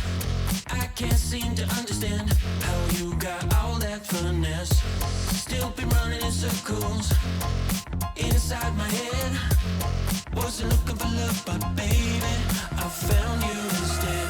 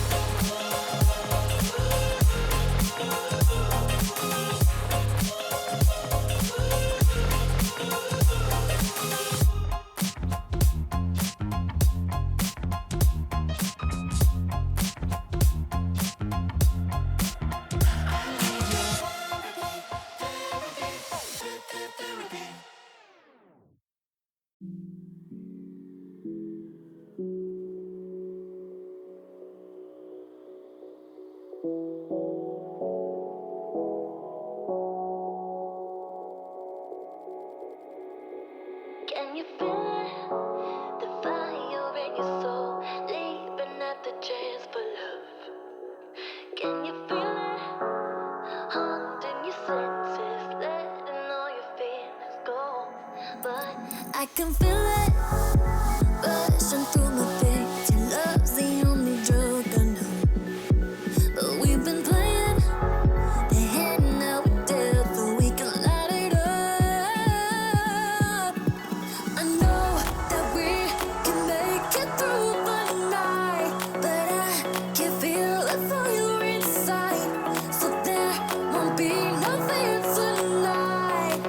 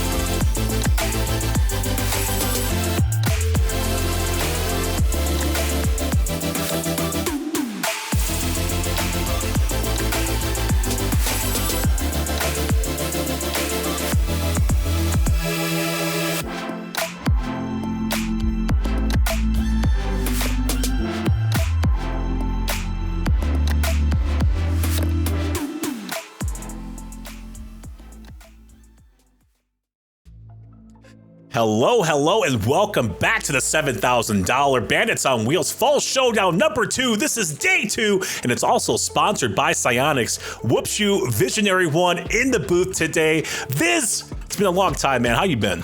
I've been great, brother. Just grinding it out. Love to see the off-season activity going on in Rocket League right now. Love to be back with Tactical Banditry and Bandits on Wheels as well. It's been great, and shout out to Chixa and Kendo earlier. They freaking killed it.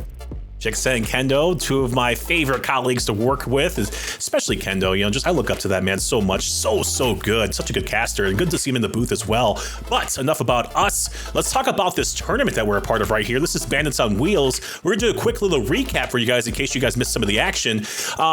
Real quick, we started off the stream earlier today with Shopify Rebellion versus Intensity, and that went to a best of 5. Shopify Rebellion obviously taking that one in a 3-2 fashion, and then hopping over into the next matchup with Shopify Rebellion versus Old Heads, and Shopify Rebellion quickly turned that one in their favor, winning that one in a sweeping fashion, 3-0 over top of them. But quickly looking at the rest of the action as well, you guys can see the bracket on your screen. real quick, Viz, if you want to walk us through that bracket through Group A, go ahead and take the wheel.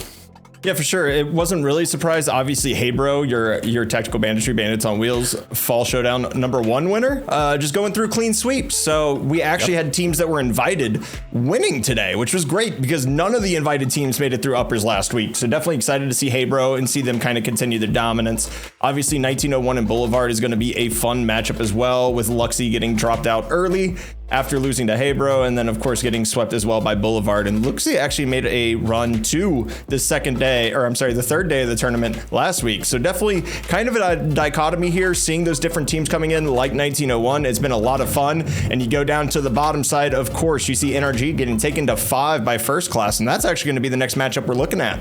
Yeah, NRG versus KickFlip, the next matchup that's on the docket for us. Group C, though, lower brackets for day 3. Old Heads versus the Boys, fighting to stay alive here in the Bandits on Wheels tournament. And of course, Group D, we, of course, down there, Suck Park Tick, doing some work against Schnauzenheisers. I was going to say, I always forget how to say this name, but I guess I remember just Big Nose for some reason. So Schnauzenheisers, what was that? So Nose Dude made his return with the logo. Yeah, so the Schnauzenheisers, falling to Suck Park Tick in a 3-1 fashion. And then, of course, you got Frosty's Minions 3-0 over Flight as well. So that catches everybody up as to what's happening today. We have a couple more matches on the docket today, and of course, Championship Sunday tomorrow. So join us for that as well. But like we talked about, NRG versus KickFlip. Of course, if you guys don't know, you guys are not familiar with some of these rosters out here. NRG, not their traditional roster that we're accustomed to. It's Garrett G, who is playing with Eris and Mist. Viz, how you feel about that? I mean, Eris is one of those young up-and-comers that's super mechanical, and we've always seen Justin thrive alongside those young mechanical players. Shout out to Justin, of course, so that's not really a surprise to me. But Garrett kind of got thrown in that third man role a lot until he pushed up and NRG started having success into the end of the year. So I think having him to play offense and having Mist as your backbone back there, it seems like a solid roster composition, to be honest with you. Yeah, I mean, Garrett G has free reign essentially to kind of do what he wants to do. Like you said, he played a lot differently. He was that forced third man. Squishy and Justin were 1 and 2, and then Garrett just started to pop off and be just so much more comfortable forcing Squishy to be that third man as well. But that's the old NRG roster. Of course, we still haven't had official release as to what the new roster was going to be, but they're going to be taking on a pretty tough opponent here as well. KickFlip, a stacked roster here in Bandits on Wheels. I mean, it just depends on who you essentially you want to focus on this roster. You got Cam, you got Flitz, and then of course you have Kofier as well. Cam, you can say so much about Cam. Essentially, he just has a rich history as far as Rocket League goes. And on top of that, you want to talk about Columbia College, who he's playing for, Flashes of Brilliance, homies, just so much time here spent in the bubble scene. He's ready to pop off.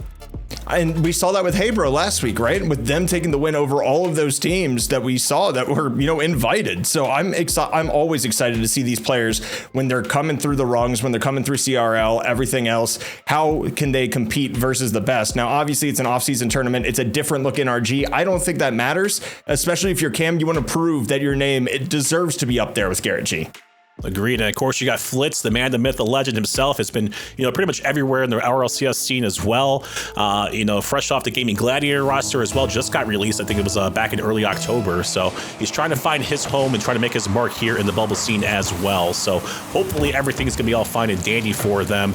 And hopefully they can kind of put something together. But a lot of people not wanting me to say that, Viz. They want to see NRG pop off, and it's their time to kind of do that. They just, they have that staple here. They have that lock in our hearts here in the Rocket League scene. I mean, they've been one of the mainstays for so long. They definitely deserve to be there and be that. As Eris actually going to get a great touch out to the midfield. Good glancing blow by Garrett to keep this away. Boost steal going to be secured on the top. But Cam coming in. Great touch by Eris here on the backboard. And that's something to look out for against these young players. They like to be mechanical. They like to get up. You have to have somebody on that backboard at all times. Yeah, game 1 right here. Best of 5. So everybody is officially aware. We have to keep our eyes on Mist as well. Seeing how he pairs. Good save right here coming from Garrett G as well. The first opening shot coming from Cam. It's a great first opening shot. That's actually going to be in front of the box.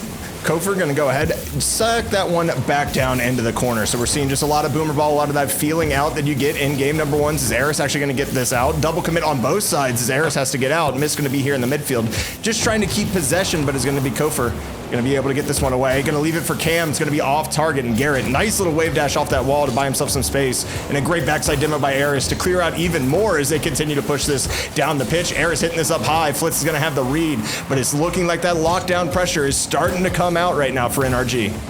Yeah, right now Garrett just starting to be an absolute nuisance. He's stealing the boost in the top left corner, going for the top right one as well. Then on top of that, just trying to get a demolition or a bump, just make the defense feel his presence, and the presence has been felt long clear here from Kofor. Flitz trying to extend out for that one as well, maybe get a redirect onto it, but a short-lived segment, and you have to feel the frustration if you're kickflip. Do you, though? Is Cam going to play a nice low 50? There's nobody back in net. Flit's going to go ahead and get that, and kickflip goes from frustrated to counterattack in T-2 seconds. Yeah, that was just a great heads-up play right there from Flitz, who just beat, I can't even see who it was like a flash. It was Garrett G. He beat Garrett G off of the wall. Garrett almost had the read, but unfortunately could not get it, so Flitz scores the opening goal for kickflip. Kickflip looking solid today. You talk about Cam getting that 50. It was massive. His miss tries to go under. A little bit awkward touch here. Eris should have some possession, decides to sky it over there. Gets a second touch as well. Kofor's going to be a little bit awkward. It's going to be Garrett G with the answer. It only takes 5 seconds essentially here. The pass from Miss to Eris, and they're going to dial up Garrett G for the easy goal. Yeah, you love to see the response right there, especially Garrett G solidifying that goal for NRG because, you know, he got beat in that play off the sidewall, so they bring that one back, still keep his composure, and on top of that, get that goal with a team play at the very least is so impressive. This is a little bit dangerous right here from Flitz, though, off the backboard. Still had a little bit of time. The 1-2 pass, trying to connect with Cam. Can't come up with it, though. I mean, Cam's doing a good job right now, just kind of being a menace in that midfield, but this looks like a lead blocking situation. Eris is actually going to remove 2 from play. Unfortunately, Miss gets dispossessed. Going to allow a little bit here. Is this going to shoot across the pitch? Kofor has a great read on that, but doesn't have the boost to follow it up with a second touch. Garrett G with a pre-jump just decides to go ahead and bail after that. This is going to be pushed down the pitch as well. Are they going to be caught out? No, it's going to be missed with a goal line stand. Such a great showing so far for this game number 1. Kickflip trying to make their mark once again. They're on the offensive side. Nice little shot from Cam. Gonna be easily saved away to the right-hand side for Mist. Flitz now towards midfield. Gonna bring this one right back. Garrett G almost gonna dunk onto him as well. Still keeping this control, keeping the composure, not really trying to rush anything as Kickflip. No, they're doing a good job of playing the possession game right now, kind of shooting it back and forth. As soon as I say that, of course, they lose the possession, and Garrett G's at least going to get a 50 in the midfield to try to keep this in the orange hands, but it's going to be Cam. And Mist is just going to be up on this one, kind of waiting, going to land on that back wall. And as you see, you liking all of this, you know, patience that's coming out right now. It's a little dangerous to be patient inside of your own box, as Mist is going to get beat out here. Luckily, Eris is there on the front side of the box to keep that away. I like how you're all mundane and just nonchalant about the whole entire situation. It was just really just like a panic situation. Like, what's going to happen next? I'm on the edge of my seat the whole entire time. But you're just like, no, this is just routine Rocket League happening out here on the pitch. But what? Oh, I was going to say missed almost, but just a tad bit too high off the backboard. Garrett G, infield pass. That one's missed as well. Still keeping the pressure on, though. This one might be a clear right here from Kofor.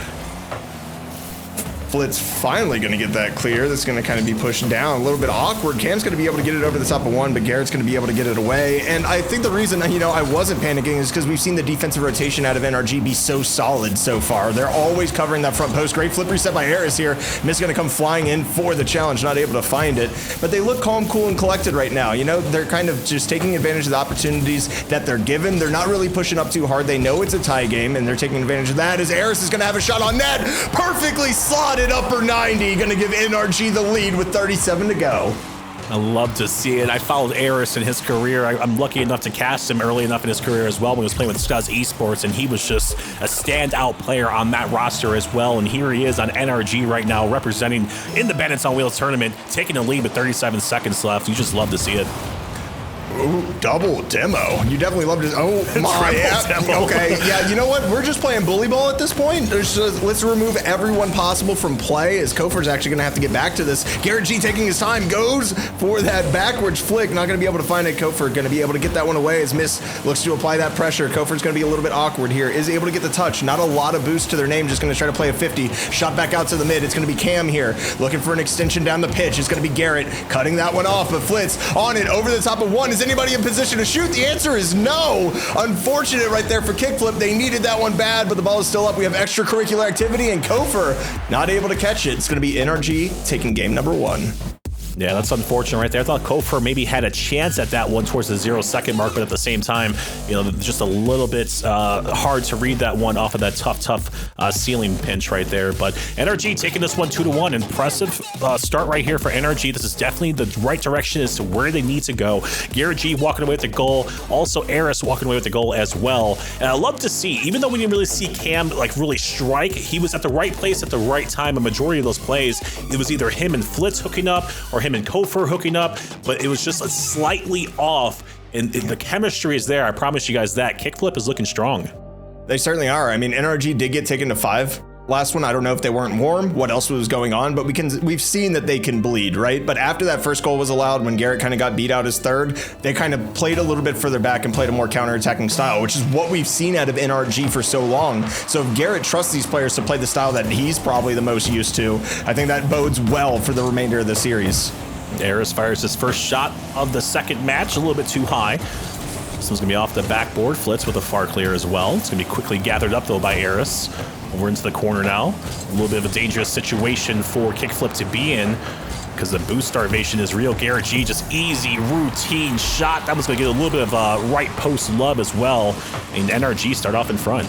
And this is all down to the boost starvation. Like you mentioned, Whoops, it's all of those corners are gone. Even Miss stealing it at the end of the play. He's like, if this doesn't go in, I got the boost. We're going to continue this pressure just off the kickoff. Everybody swinging through, everybody stealing those corners out. And honestly, it just takes a little bit of pressure for that egg to crack at that point, just for the sheer fact that if you don't have boost, it's going to be harder and harder to defend against this NRG team. Cam gathers this one up towards midfield, gets 50'd by Eris though. Eris trying to get a pass over to Miss. Miss fires a shot. That one's saved away by Flitz. Still, just NRG is just so impressive with this offense. And like you talked about earlier in game number 1, their defense, the rotation was really solid. KickFlip had a couple of opportunities, but they fell to the wayside. Yeah, and I mean, it really comes down to KickFlip not being able to generate offense off of their possessions. They only had 3 shots last game, as Garrett's going to go ahead and win this one out as well. Awkward bounce down. Cam's going to have to rush to this one. Eris is going to get it around, but Kofer going to get lucky enough to get back on that one. Good defensive rotation from the back post as this lockdown continues. We've been in the blue half for the last minute. Whoops. Yeah, Flitz has been the pretty much savior so far for KickFlip. He's been pretty much the only one finding pay dirt to even get it clear towards the opposite end, but it's been short-lived. This is a good double. It was missed, just missing contact with that one, or just he made contact, but just missing his target, I should say. Cam towards midfield as well. Gopher over to Flitz. Flitz, maybe. I was going to say Eris didn't have a good read on it, and he gets the save. Yep, it's a great read. There's a bump right there coming out from Garrett. A little bit of return fire quickly. Eris looking for the read. Has the flip, but he can't get it through. It's a double commit, though, and Flitz is still somehow able to get it away. And I was going to commend KickFlip. You've been under so much pressure. You've only given up 1 goal so far. And then that happens in front of the net. I'm like, I'm about to talk to you. It was a caster curse. It was a caster thought curse. It wasn't even a caster full-on curse. Yeah, KickFlip living up to the name, right? Just doing kickflips with their cars out here, Phoenix, whatever you want to say. Still a lot of time left on the clock, though. No need to panic just yet, but I mean, the time of possession has to be mounting, though, for NRG, but still a couple of good shots ringing through. That one in particular from Cam. This one's going to be over into the corner. Eris does get that clear towards midfield. Gopher. Eris, the patience just paying off big time. Miss now, might have a double as well. Good challenge coming out from Cam. Great challenge right there from Cam. And again, we're seeing KickFlip do a good job of covering the backboard up and kind of playing that backboard defense as one is lofted in front. Flitz isn't able to get the touch here. And now we just have a reset. Everybody's like, yep, we're going to take our time, push this down the pitch. And here's Gopher looking for the corner touch. Going to get it over to Cam. This is still going to be dangerous in front. Flitz, flip reset opportunity. Not going to be able to get it back down. Gopher shot offline. And with 2:10 to go, that's an opportunity that you know KickFlip wants to have back. Gopher, great defense right there. 3 saves so far in this game number 2, keeping it a 1-0 game. Missed to Garrett G. He's going to push that one in. That's Garrett G's second. It's a beautiful touch right here by Mist too, just to kill this ball, because nobody expects that second nameplate to be right behind the ball. They're playing basically right on top of each other. Those are so hard to defend. Garrett does a great job of slotting it to the one spot that the defender can't get to it, and it's 2-0 now. And we're kind of seeing this trend continue right now where KickFlip is able to get some offense. Unfortunately, they haven't really been able to get much else off of that. They've gotten possession, but they're not able to find those final touches to really make anything too threatening. This one could be something, though. I was going to say, before this play even started, Garrett G did miss that boost on the blue side of the field, so it did give a chance for the defense to even, get something going here. Flitz from Kofer. Kofer was trying to, I think, push that one in towards the tail end. It might have been in as well. I'm not too sure if he got a piece of it or not. Eris has a lot of free space here. That was basically free parking on the Monopoly board. Is this going to come over the top? Kofer looking for the air dribble bump. Going to get the bump. It's going to be in front of the box, but it's going to be Eris streaking down. Able to get this one away once again. Cam with a good demo. Eris trying to get it through. Another demo going to be applied. Just back and forth we go right now as Mist comes over the top. Going to get it over Kofer. It's going to be an awkward touch. Cam's going to be able to come through. That's two players with not a lot of boosters. Garrett has the flip. Tries to get back to it, but can't. We hit a minute left, and NRG still on offense right now. So insane. The skill gap has just been raised tremendously. Eris is playing absolutely out of his mind right now. Almost a nice little pinch pass using the power of friendship there, but didn't really find its mark. Garrett still keeping the pressure on. Should have a double over to a passing play. That one's right back into the corner. Kofer. A little bit of a mistake right here from KickFlip, but still 30 seconds left. I think 2 goals, they can do it. That was a mistake again. Missed opportunity after missed opportunity is just mounting. You can't afford to do that against NRG. Oh, you certainly can. It's just one of those things right now to where it just seems like those final touches are not there. I don't know if they're putting too much pressure on themselves. You have to forget the name of whoever you're playing right now. Like, it doesn't matter who's on the other side of the pitch. Good shot. Going to be saved up by Kofir. But they have to turn this into offense literally immediately. And Mist going to take this one low and slow. And it's over the top. And you know what? It may not be in the net, but it's going to take enough time out to go ahead and allow NRG to take a 2-0 lead.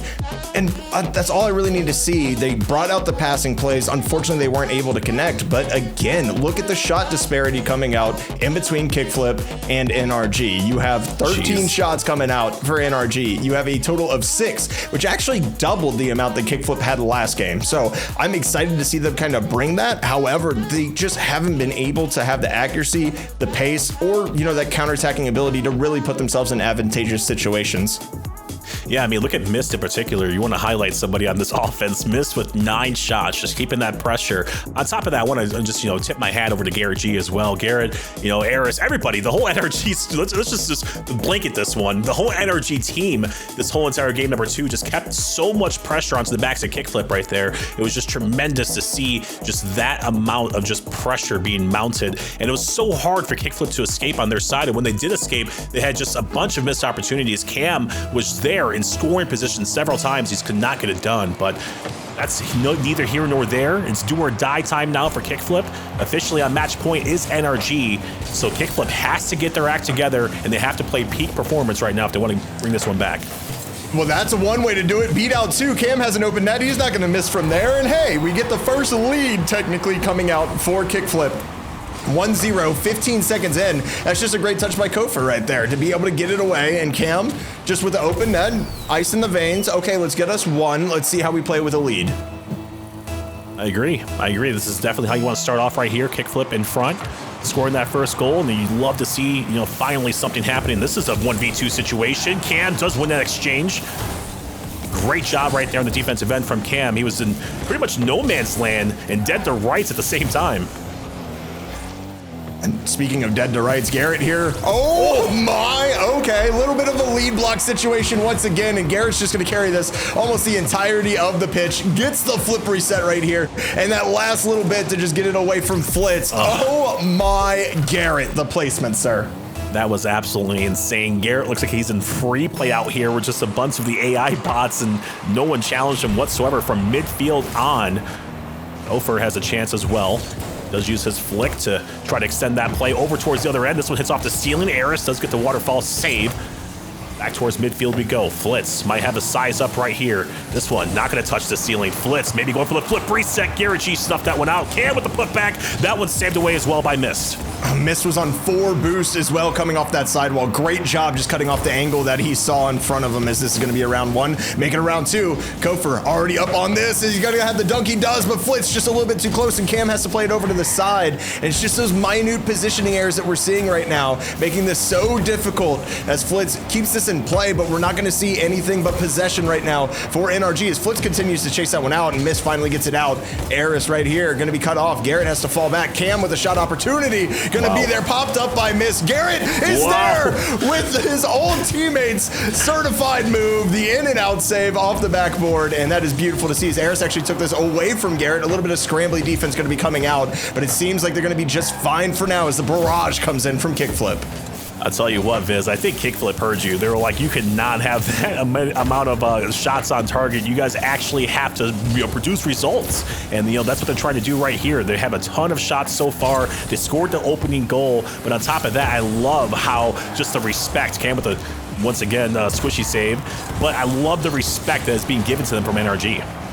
Well, I mean, you have to respect your opponent. They came out first. It's still a tie game, and the worst thing you can do is disrespect people that are hungry, like Cam, like Kofor, like Flitz, as this is over the top. Great carry right there by Mist. And honestly, NRG had a huge missed opportunity just a little bit ago because that was a 3v1 opportunity, and they were not able to get anything away. As Kofor coming in, rocket of a shot going to be high. Eris is going to be able to clean that from the top box. And that's something that you'll see, if you're a little bit lower level, if you enjoy watching Rocket League at this pace, you're going to see a lot of that back post rotation that everybody harps on that you need to learn. Yes, it's important, but that front box when you're playing at this pace to be able to cut off those passes is massive. Eris just pops this one towards center. Here comes Flitz. Might have the second touch. Missed. Does go for the challenge up in the air. Didn't want to see anything kind of produced from that. Gopher trying to control the pace of the play. Garrett G with a demolition and the pass as well. Eris just waiting for this one. NRG take the lead. That's free real estate right there. Garrett with the pre-flip going to be able to beat one. Somehow gets that demo as well. It didn't really look like he was supersonic. Whoops, but I'm not a developer of this game. I don't know what the conditions are on that. So he flips into it, gets the demo, and would you look at that, NRG has the lead once again. Now on match point, they have to feel comfortable with this, but there's still a lot of time left here for KickFlip. And maybe a little bit too much time as Gopher able to get that one in right off the kickoff. This is a massive win right here by Flitz, though. Yeah, huge W right here from Kofor, too, to put this one back into shooting range. And on top of that, 2 minutes and 2 seconds, 2-2 ball game. This is game number 3, fighting to stay alive. KickFlip actually performing right now as well. So you love to see it. The offense, the thought process with this roster starting to be formed. It's actually starting to come together for him. It is finally starting to come together. That's a great 50-50 win as well. Kofor going to be here, not going to be able to get that. Cam's going to keep this in the orange third, though, as Eris looking to try to get something here. Going to win that challenge out. Huge. Kofor going to go ahead and pop this back up. Cam from midfield, looking for Flitz. Not going to be able to find much as Garrett's not able to make the touch. Eris going to get a backside demo, and that's going to free up some of the space. Looking for Garrett G. That's all the boost that Eris has. Garrett over the top of one, but Cam already planted on that backboard. Going to have a second here as well. Potentially a third if they can get the flip. Is this fast miss? No. But great effort right there from Cam. Yeah, I mean, Cam went for the flip reset. This is still going to be a goal, though. Kofor is going to fall on top of it. Might get a little bit back on the replay right here.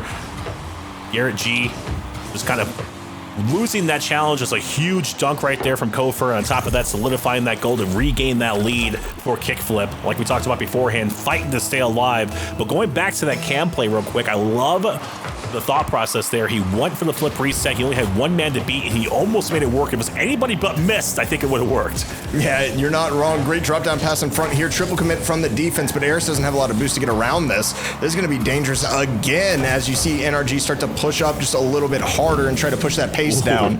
Oh, Eris, good touch back to Mist. Do you have enough boost to get up to this one? Yes, you do, but it's going to be cleared out by Flitz. Also, just want to mention on that win that Kofor had, Mist actually bumped him into it as well. So a little bit of friendly fire coming out, unfortunately, as Mist was really trying to just remove him from the pitch. As Cam going over the top here. Garrett, do you have the read? He doesn't need to, as Eris is able to swoop through. But this is great pressure coming out from KickFlip right now with only 30 seconds to go. Yeah, what a read from Kofor back there as well. Just pre-jumping that one off of the back wall. I believe he beat Mist in transaction there. 30 seconds to go, though. Eris passes this one over to Garrett G, trying to reset the offense here.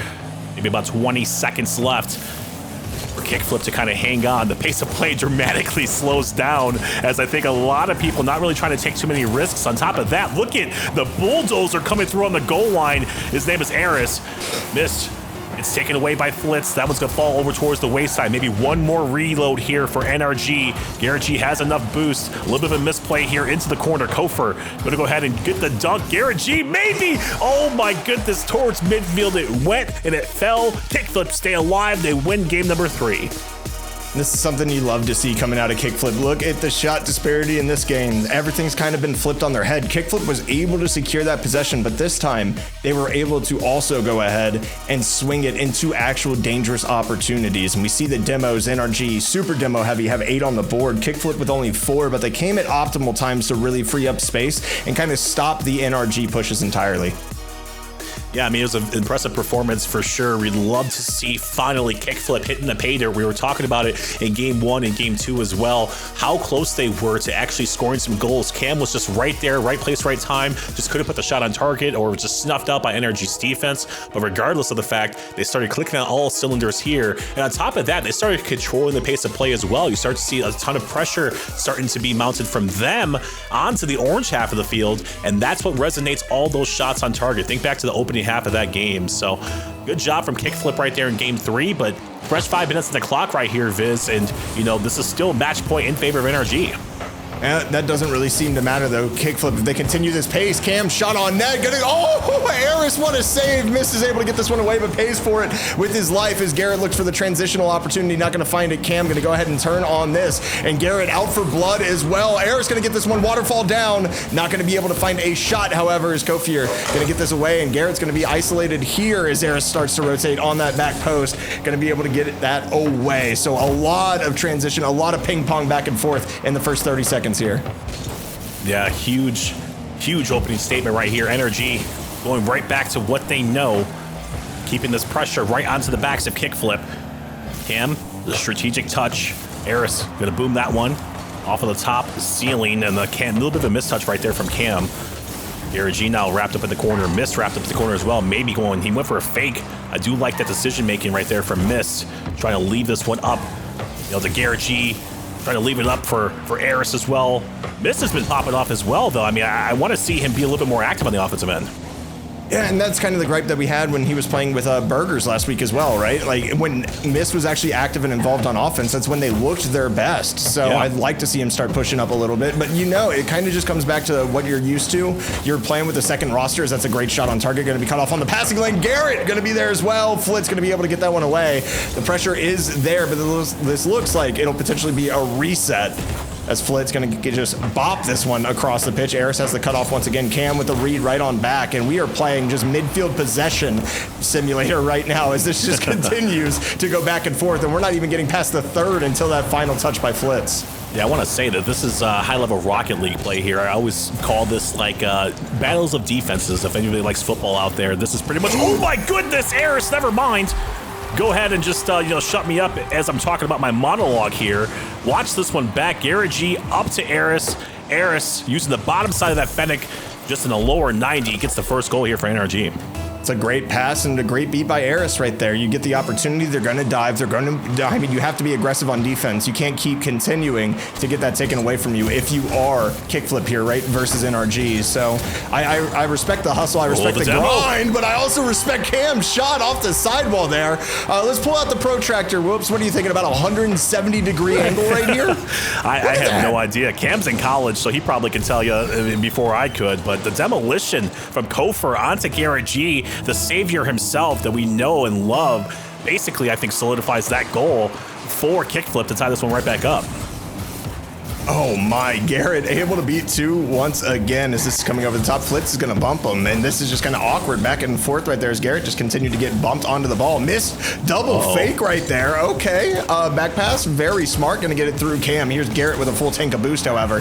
Going to take the first touch. You looking for the reset. He finds it. What are you going to get? Absolutely nothing. Flitz shuts that down. Great cutout here by Cam as well. Is anybody there to push the pace? The answer is going to be no. As Cam wins a 50, but it's going to be right in the waiting arms of Garrett G once again. I tell you what, man, this KickFlip roster can be something special. They need to stick together because the way that they're playing right now, especially against 3 solid people on NRG, they could definitely be something special down the road. In this game, this series is not even over just yet. Flitz with a shot fires that one, exclamation point to my statement. Thank you very much, Flitz. We'll see you later. Yeah, Flitz right here, just a phenomenal shot. Look at this, 71 miles an hour, just perfectly slotted in between Eris and Garrett G. And Eris is aware that Cam is going for the bump, so he has to creep up. The momentum allows the shot to fall behind him, and KickFlip have a 2-1 lead. And I don't want to start jinxing anything. I don't want to say anything, but it's looking like we could be in reverse sweep territory here. Oh, you said it soon. now. You said it. You jinxed it. You caster cursed him. Who knows? Who knows what's going to happen? But I will tell you this fun little tidbit of information is Eris' shot is going to be saved away to the corner. I think we see the most reverse sweeps in the best of 5 series. We hardly ever see them in best of 7s. That is a great tidbit, and it's just because of how long it actually takes to get that reverse sweep in that best of 7. You have to be on your best game as Garrett. Oh my God, Garrett! Missed, and it's somehow going to be saved by Cam. Are you kidding me? Cam is having himself a game right now. The Musty not going to be able to find much, but they are going to find the corner boost here. This is extremely awkward. The 2 in the corner. Flitz has an opportunity. Going to leave that one away. Garrett's going to be on the goal line. Eris is going to take that away from him. Are you going to be able to transition this? Is the real question. The answer looking like yes right now is Eris going to pop that up. Here's Garrett G. 1 touch. Do you have the second? Straight down. Here's miss. It's going to be in. Tie game for NRG. What a play. It starts with Eris right here at midfield. Garrett G somehow controlling his Fennec as well. And then you got Mist just coming across the goal line. I talked about how I wanted to see him be activated. And guess what? He is officially activated for NRG. He scores his first goal here in game number 4. We have ourselves a tie ball game near the 60-second mark here, Viz. This one's going to be popped off the back wall as well. Kofer fires a shot that was going to be popped away into the corner. Oh man, just so much activity on the offensive end for both these teams. I really love seeing this. Is Mist getting a pre-flip, using the last bit of his boost to get there. Going to beat out Flitz as well. Look at these wave dashes, able to get a little bit of speed as Eris off the ceiling, looking for himself. The pinch, not going to be able to be found as Flitz cuts that one out. Kofer, not a lot of boost. Is Garrett going to sling this one back into the midfield? But Cam already up. Here's Mist, going to get that one away as Flitz looks to keep possession. Gets a nice little pinch, but gets his life taken from him right afterwards. 36 seconds and ticking. Can we see ourselves a potential overtime matchup, or we're gonna get this one done in regulation is the question. Cam with the wraparound gets the demolition as well.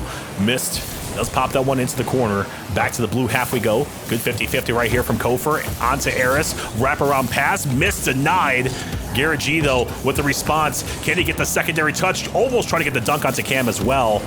But 10 seconds to go. My apologies. Kofer now wrap around. This one's going to be denied as well. Right back towards midfield. Who's going to be the savior in this matchup? Cam pops over to the corner. Mist has enough boost. Can he get the center? Can he get the pass? Can he get the shot? He does, but Flitz denies it. We're heading to overtime. Can KickFlip stay alive? That is the question. They are fighting so gosh darn hard right now to stay alive. As Flitz going to have an early shot. It's going to be behind Garrett, but just off target is Mist. Going to shoot this over. Looking for Eris with a lot of space to work with. Kofer, not a lot of boost here. Going to get it through 1 and secures the 100. He's going to potentially be able to get this through Garrett. The answer is no. The net is open, but Flitz is able to get there in time. But this is looking nice right now for NRG, but Eris actually going to miss this. Kofer, 5 boosts to their name, just looking for a touch. Going to get it over to Cam. Shot going to be high. Eris going to be able to clear that one out in 30 seconds of overtime. Both teams have had potential. Nothing found pay dirt just yet. You have to applaud. I think that was Kofer on the rotation back through. You expected him to maybe get a dive onto that ball because it was on the goal line. Eris the shot, going to fire that one off the backboard now. Garrett G still up in the air. Where's Mist is the question. Eris being a nuisance on the goal line. And Kofer's just to clear this one over to the other side, trying to maybe catch the defense off guard. Mist was the only person back there that still can't hit this one in transition. Pass over to Garrett. He's going to have a second touch. It's not the one he's looking for, however, as this is going to be straight to Kofer. Garrett's not going to be able to get this. Shot on target. Eris saved Cam there. Cam is there. We're going to game 5. What a play right here from Kofer. Gets Mist to bite on the fake, and on top of that, the save coming through for Eris to not have enough mustard on it, and Cam put that one right back. We're heading to game number 5 is correct, Viz, and I want to say you either cast or cursed NRG here, or you gave KickFlip a blessing. Regardless of the fact, we'll see you on championship field, or I'm sorry, where are we? I'm lost. Lost in the sauce right now. That transitional play was great, and you cannot blame Eris for that whatsoever. That was a phenomenal save on a rocket of a shot. So Eris does a good job diving back there. Unfortunately, ball just falls right in the waiting arms of Cam. Like, I don't know how you could be placed so perfectly for that and just be there and be like, yeah, just tap it in like I'm Happy Gilmore. We're all good. We're going to game 5. We're on reverse sweep watch right now for NRG. This is absolutely massive for KickFlip, and they just continue to accumulate this pressure. Whoops, it's looking so good. Well, here we go. Game number 5. Champions Field. That's the name of this place. And we are here, and KickFlip is fighting their way back right into this series. Can they pull off the inevitable? Or I'm not going to say inevitable, my apologies. Can they pull off the upset here over NRG and pull off this reverse sweep? They're starting off things pretty hot right now off the backboard as Cam. That was going to be rocketed down by Kofer, though. Missed with the save. Yep, but this is going to stay in the half as Eris doesn't have any boost. Opportunity going to be there, Kofer. You have the shot. It's not going to be there, and I think we're going to have a reset here. I think somebody, unfortunately, is a little bit laggy. As you know, good old connection. The error on your screen, like I can't even play with it because it's all I can focus on. Yeah, I think Flitz is going to force a reset or something like that. Maybe restart his PC or something of that nature. Gives us more time to talk about the game, things that we've seen here, Viz. I mean, it's been a heck of a series, a long one at that. We thought this was going to be a 3-0 sweep in favor of NRG at one point in time, if you guys can even think about that long. But at the same time, I mean, now we find ourselves here. I'm not too sure where we're going to resume play. We're going to get that more information on that when it develops. But at the same time, we find ourselves here on game 5 in Champions Field now with KickFlip fighting their way back. They looked really impressive. They certainly looked impressive, and I'm believing that we're going to restart just the entirety of the game here. So everything's going to kind of be reset, which is definitely good for KickFlip because NRG already had one on the board. So you get a little bit of a reset here. NRG losing a little bit of momentum, but I mean, for KickFlip, I mean, if you have somebody that's completely lagging out, we're going to keep competitive integrity to the highest degree that we can. So I definitely understand the call. Twitch chat's going to say rigged. Am I right? That's facts. NRG deserves everything. Chat is probably just screaming right now. How can you take the goal away? Exactly. Especially, in such a detrimental part of the. No, I'm just playing. Anyway, yeah, but I mean, so impressive performance so far from NRG as well. Of course, this is not the traditional NRG roster that we're accustomed to. A lot of people asking where Justin is. I don't have that information. Viz, I'm not sure if you have that information or not, but at the same time, regardless, we still do have Captain America here. We have Garrett G. He probably handpicked Mist, and he probably handpicked Eris to be here, so he saw something special in them. And I tell you what, Eris and Mist have definitely been, I would say, meshing very, very well with the playstyle of Garrett G.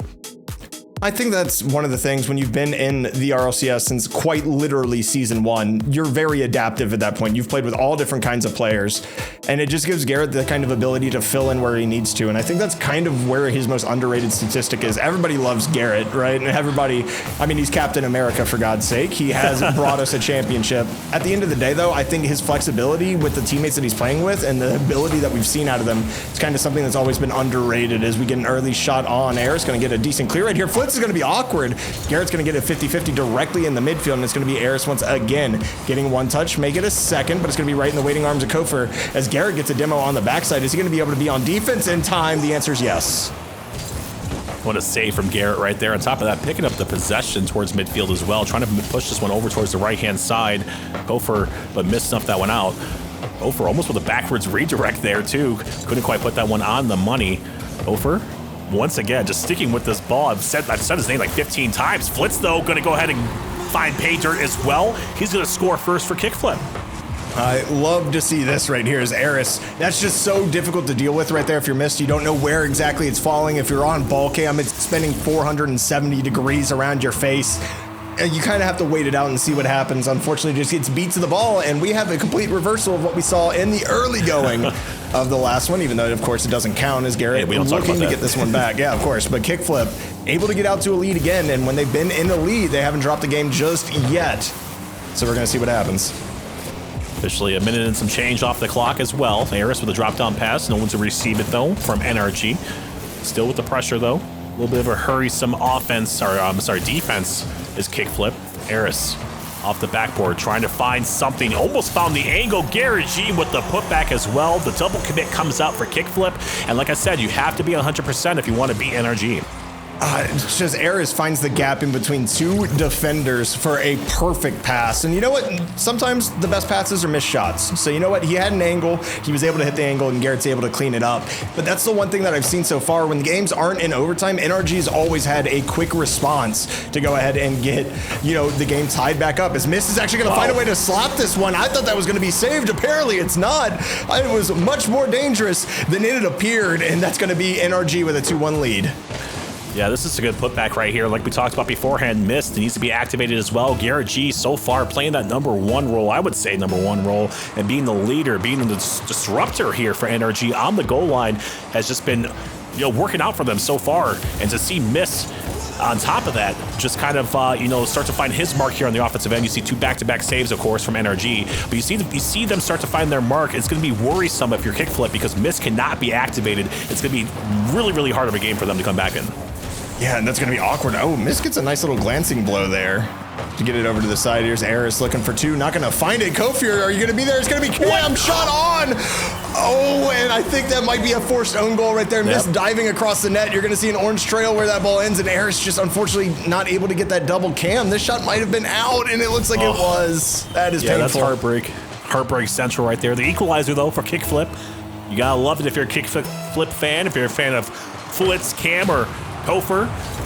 You gotta love that transition. Cam off the backboard, off the kickoff as well. Eris does gather that one up, trying to keep that one away. Good demolition from Cam onto Garrett G as well. You saw Garrett G up there, upfield, and was trying to bang that one over to him, maybe find the redirect and catch the defense off guard. Yeah, not able to find it, however. Skofter, massive pinch right there. Eris trying to keep it close to Mist. Looking back, Eris pre-flip, shot opportunity going to be denied by Flitz as Mist fakes this one out. Garrett, do you have enough boost to get you the first one there? Eris actually goes back to Mist, but it's going to be cut off again. These passing lanes are being shot so hard by KickFlip right now. They're doing a phenomenal job. Is this 50 not going to be won by Garrett as Eris is at least able to keep possession? And these are those saves I always talk about. As we see Eris off the ceiling going for a fake musty. They Mist is going to try to put this one back. He does find it. NRG go right back up. What I was going to say, this is what I love about Rocket League so far. You love to see just like the mix and matches of some of these teams and how they come together, how they just mesh together. Some of them oil and water, some of them just meshing so well together.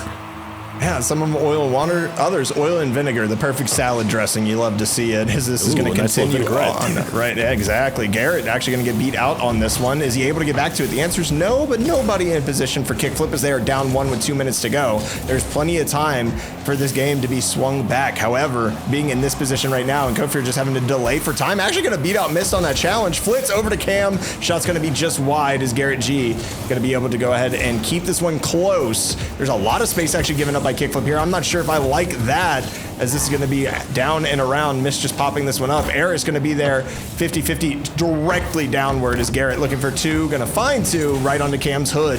Now the dribble coming back. Kofir going to look to keep possession by shooting this off to the corner, and I want to see those midfield passes coming out of KickFlip. Once again, we haven't really seen much of them yet so far, Whoops, and that's really how they were generating their offense in previous matches. Minute and 25 seconds left.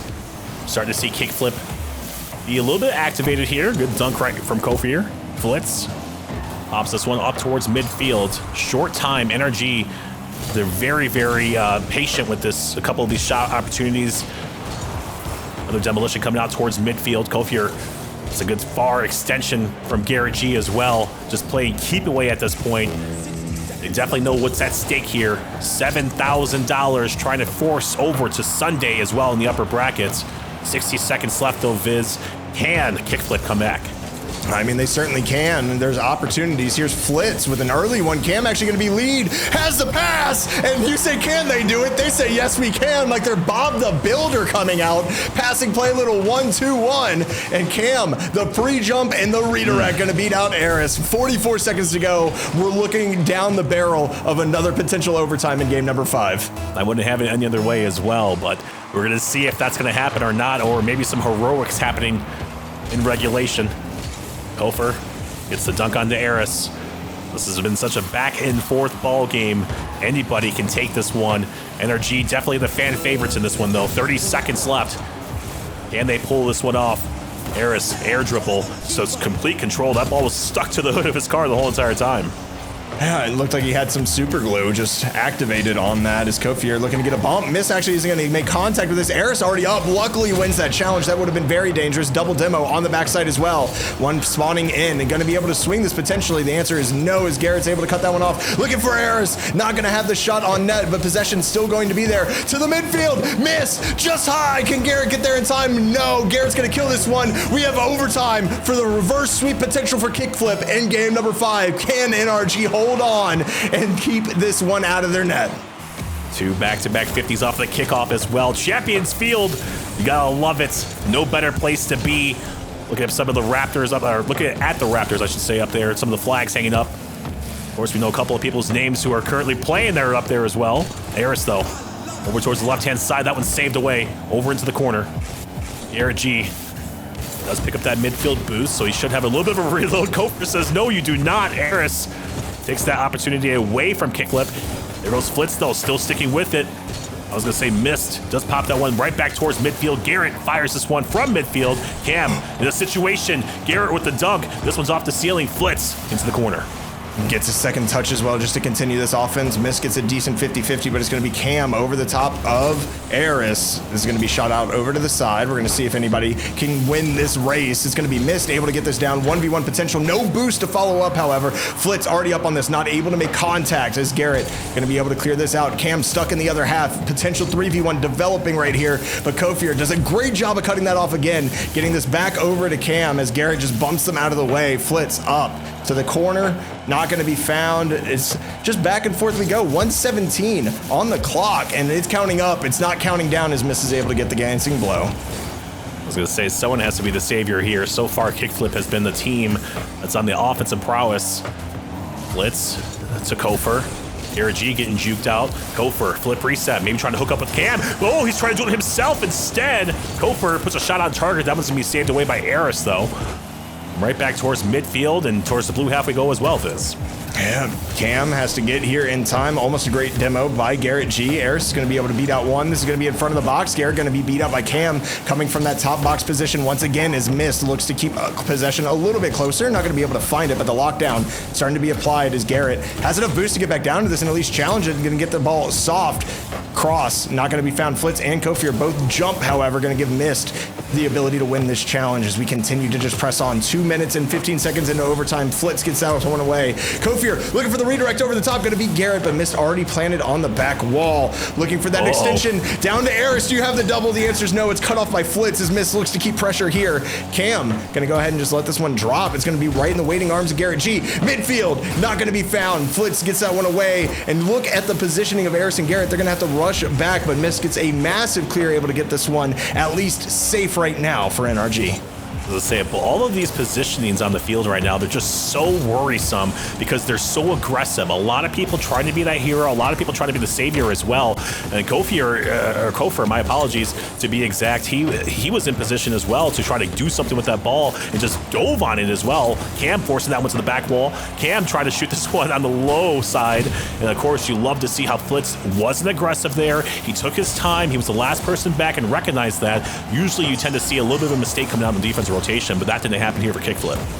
It's going to continue to not happen right now. This ball is just being fought for in the midfield, shot directly on to Mist. Oh my! NRG gets tangled up and somehow it pushes the ball back into the blue half. This is going to be dangerous. Not an own goal. No! Crosses the net. Mist is able to get it in, and NRG just avoids disaster basically on this reverse sweep. It looked like that might have been in on its own. I cannot believe that. If there's not a controller spiked right now onto the ground, broken in pieces, I don't know what it just happened. That was insane. It was such a mistake of a touch right there for Kofer. He initially touched it at midfield. It hit the awkward angle from the corner in their own half, and then it just hits into the upper 90 of the post, and it's in. NRG win it. Huge mistake, but they advance over the championship Sunday. I mean, they advance through to uppers, right? But KickFlip is still alive, and I can't wait to see what they do in their second matchup here in group, I believe it's D. So, I mean, I just have to get it. I have to give myself a minute to go ahead and catch my breath here because that was insanity at the end and 5 games. So NRG gets taken to 5 both times, still able to find the win. And I think that just comes down to experience. Whoops. Yeah, I mean, it came down to experience for sure. You know, Mist and Garrett G just, playing in RLCS is taking that experience with them. And on top of that, just, so many overtime situations that they've probably been in as well. But like I said beforehand, this KickFlip team, they're special. Something special right here, especially against 2 veterans here in the scene. Like I said, Eris fit very, very well in with them too on the offensive end, defensively, whatever it may be. But this KickFlip team, like I said, Cam and Flitz and Kofer, these guys need to stick together because they can do some damage here in the bubble scene for RLCS. yes. And I tell you what, Viz, this is only our first game. We have some more Rocket League action for you guys. Everybody go take a breath, stand up, go walk around, get a drink, whatever you have to do. Tell your neighbor about the play that just transpired, but we have some more action here on the Bandits on Wheels Fall Showdown. This is day number 2, fighting for Championship Sunday. We'll be right back.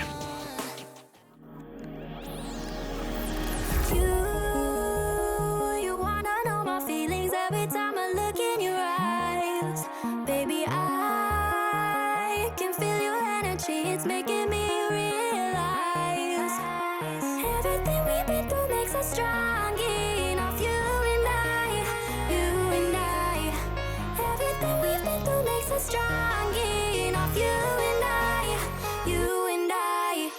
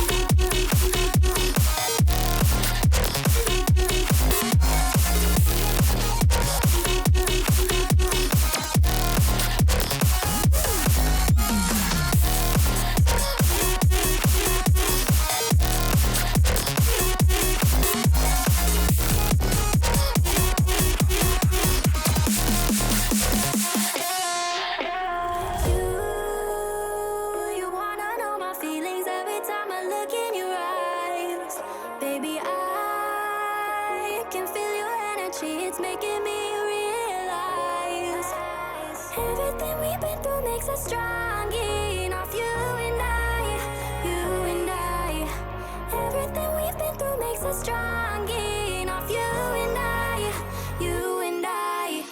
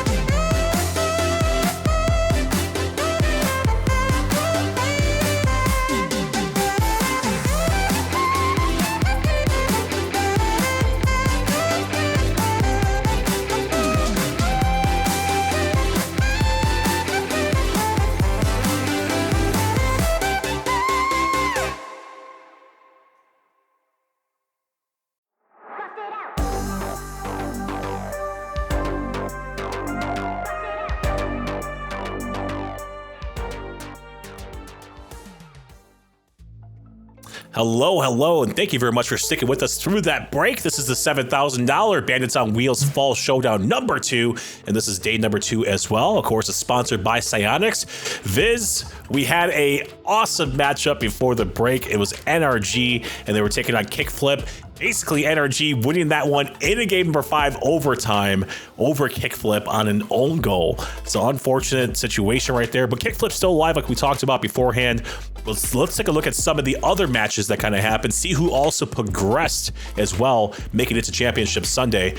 As we hop on to Group A, up in the top left-hand corner, we have Hey Bro winning over 1901 in a 3-0 fashion, and 1901 going down to the losers bracket, or the lower bracket, I should say, and they won over Boulevard in a 3-1 fashion as well to secure their spot in Championship Sunday. Of course, we just talked about that Group B situation that happened, NRG versus KickFlip.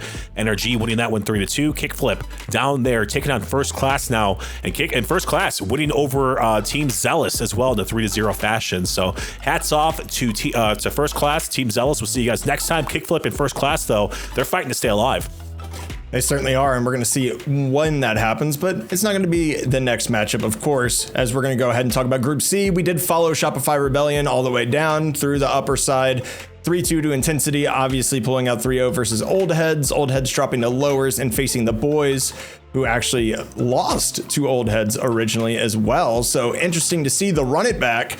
The boys took it over Old Heads. They're going to be making it to day number 3 as well. As we look to the top, it's going to be Sapartic making it through uppers. Frosty's Minions getting dropped down to lowers. That's the match you're about to watch, of course, versus the Schnauzenheisers, who had to take flight to 5. Yeah, Frosty's Minions versus Schnauzenheisers is going to be on your guys' stream right now. And 2 good rosters as well, Viz. I tell you what, Schnauzenheisers has Daunt, Tiva Reese 2, and as well as Kaz starting over here. And, they found a little success in the bubble scene, but, trying to make their mark still.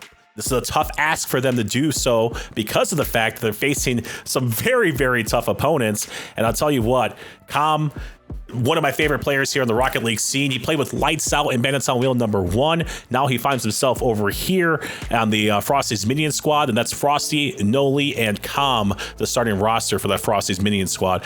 And one more thing, Viz. I want to say Frosty, newcomer to the scene. A lot of people don't know who he is, what he's about. Young kid, 15 years old, basically, top 10 in 2s consecutively. On top of that, he's only been in the scene for about 3 to 5 months. So he's fresh on the scene. A lot of people, just have their eyes on him, essentially, is what I'm trying to say, and for good reason. He's been at SSL for such a very, very long time, and he's a new up and comer to kind of keep your eyes on. So a little bit about Frosty there and how he's got to be with Com and Noli. Yeah, and on top of that, I mean, 2s is kind of where the pros are pulling, their talent from when they're looking for young guys. It's obviously 1s translates, and we've seen it with Noli, we've seen it with Appjack, we've seen it with First Killer, all these 1s gods coming out. But 2s, you still have to be able to play with a teammate, and it kind of translates into 3s a little bit better with the kind of boost and the kind of aggression that we're seeing out of North America in general with the bumps and demos. It seems like everybody's kind of playing that style right now. So definitely excited to see what both these teams are going to bring. Obviously, I think Frosty's Minions, at least in the chat, are probably going to be favored, but Schnauzenheisers are not a team to sleep on. Oh, not at all. Especially when you got 2 front runners, and like I said beforehand, in RLCS who have made their mark. Obviously Noli with Gen G, Com with V1 back in the day as well. Now they're trying to find their new home, or at least for the time being, just kind of mess around here in the bubble scene. They have a lot more time before the actual season starts, before the rosters are solidified. So that's the 5 series on our hand once again, trying to fight for Championship Sunday. Schnauzenheisers taking on Frosty's Minions. And it's going to be Calm taking a little dribble to the midfield to start us off. Frosty going to get a touch here. Noli looking to maybe continue this down the pitch. Not going to happen as Frosty is able to jump out to this quickly. Able to be one as well. It's going to be Calm on the receiving end of the pass from Frosty. We're starting out hot and we're starting out quick. I was going to say, man, you have to be worried if you are Schnauzenheisers right now. If Com is activated on the offensive end, a lot of people don't really typically see him on the offensive end. He's usually that disruptor role, the person who's getting the bumps, the demos, or whatever, setting something up. He's not usually the scorer. So if he's activated, we have to be worried if we're Schnauzenheisers. We certainly have to be worried, but I think it all really comes down to Frosty on that pass. The pre-flip and just boosting all the way through to be able to get yourself the opportunity to get a shot over to Calm. It's a great pass, it's great speed, and it's something that I expect to continue to see out of Frosty's minions as Tivaristo goes for the bump, gonna get Calm off of this ball. Frosty gonna get Goom, but somehow still gets that away. Counterattack opportunity gonna be directly into the net. Noily, you're gonna be able to find that one off the pass once again from Frosty. Yeah, that's a great setup. On top of that, the redirect from Nolly is just a thing of beauty as well. And Frosty led the charge like you talked about. And this is why he's so special, why he fits in so well. He could fill any role essentially in this roster on Frosty's minions. Yeah, and I mean, last time they were Noli's minions, this time they're Frosty's minions, and he's showing why, obviously. Flip reset here from Frosty, not going to be found. Tivaristo a little bit far back, going to fake that one out. However, Frosty already on the backboard to take that one away. Really like what I'm seeing out of the minions right now. Calm, cool, collected on defense. Not a lot of panic that we're seeing at all when that offense is kind of bearing it down. Honestly, I mean, it hasn't been a ton from the Schnauzenheisers to really do much at all. And beforehand, it was Frosty, Cosmic, and Nolly in the Bandits on Wheels #1. Now they've replaced that with Cosmic finding himself a new team as well. Nolly's going to save this shot away. Kaz fired that one. Schnauzenheisers trying to mount this comeback, already down 2-0 with 3 minutes and 30 seconds left. Tivar towards midfield, playing a little bit of mind games and trickery. Didn't really fall for it. They did fall towards the wayside, so a missed opportunity right here for Schnauzenheisers. Good pass back from Noily, though. Not going to be able to find much of this. Is awkward, but Kaz is going to be able to swing on through. Calm wins the 50-50. Does he have the bump? The answer is no. Tivaristo going to get the save as Daunt with Noily in shadow defense right now, and he just breaks through 2 people shadowing. I'm going to get a little pit maneuvered out of the way there as Calm. No boost to their name, looking to get this one. Fakes it out with the wave dash. Here's Frosty. We've seen the mechanics before, but he's not going to be able to get it through Kaz as the offense looks like it's going to come to an end right now for Frosty's minions. Yeah, we talked about a lot of players out here. Calm gonna get this easy routine save, but it's in the hands of Tivar, though. Tivar air dribble gets bumped away by Calm. So we talked about a lot of people. We haven't talked about this man right here, Kaz. Pretty much just had his reins, his eyes set here in the bubble scene, trying to make his mark as well. He's played for a couple notable teams, but nothing really too notable just yet. But still, trying to find his mark. Daunt and Tivar are 2 great teammates to kind of start your run with here. Oh, yeah, absolutely. I mean, veterans of the scene, right? And exactly. I mean, fortunately enough, this tournament isn't really a bubble scene tournament to its T, if you know what I mean. We have a lot of professional players in here, a lot of that. But, you know, we've seen these teams be extremely competitive with just about everybody else. And Kaz... Yeah. Just doing a good job of being a menace to society there as well, as that's a good bump from Calm. Where have I seen that before, is my question. Yeah, right. We couldn't really pinpoint as to where we've seen. Go for a cycle. It's Noli. Didn't really come up with that touch, though. He ran out of boost just a tad bit. Love to see some psycho work inside the action. I think we saw one off stream in Garrett G. He performed that one with NRG as well. Puts a shot towards net. Tivar has an open opportunity. Frosty towards midfield. Has plenty of boost. That one's going to float towards midfield. Calm waiting for the shot. Not going to find its mark. Frosty can't get the second touch either. A little bit of tangled up right here on the goal line of Schnauzenheisers. But they do survive and only down 2-0 still.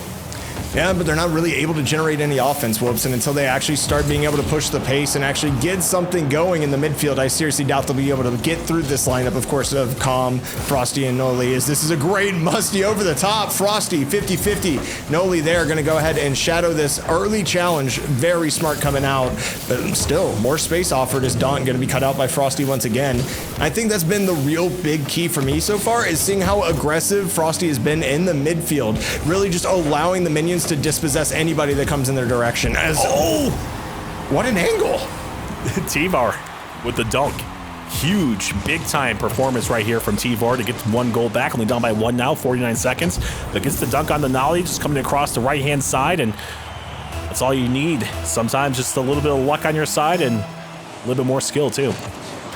Absolutely. I mean, it's just a nice little pause on the shot there, not deciding to bang that one in completely. Instead, opting to get the slower one and to beat out the defense as Noli has enough boost to do something with this. Doesn't get the flip that they're looking for, so they're just going to go for the boost steal as Frosty's all the way back right now.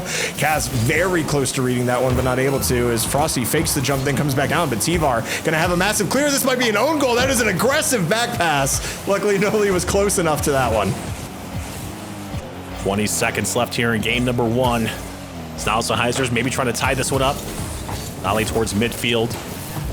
Nice 50-50 as well. Daunt. Oh, Kaz falling on top of that. T-Var fires a shot, though, out of nowhere. And the putback as well from T-Var. This was still lingering towards midfield. Or, I'm sorry, towards the middle of the net. My apologies. Kaz, though, in a predicament. Just pops that one backwards. All zeros on the clock. This is just extracurricular. Frosty's going to get his first goal, and they're going to get the win as well. 3-1 in game number 1.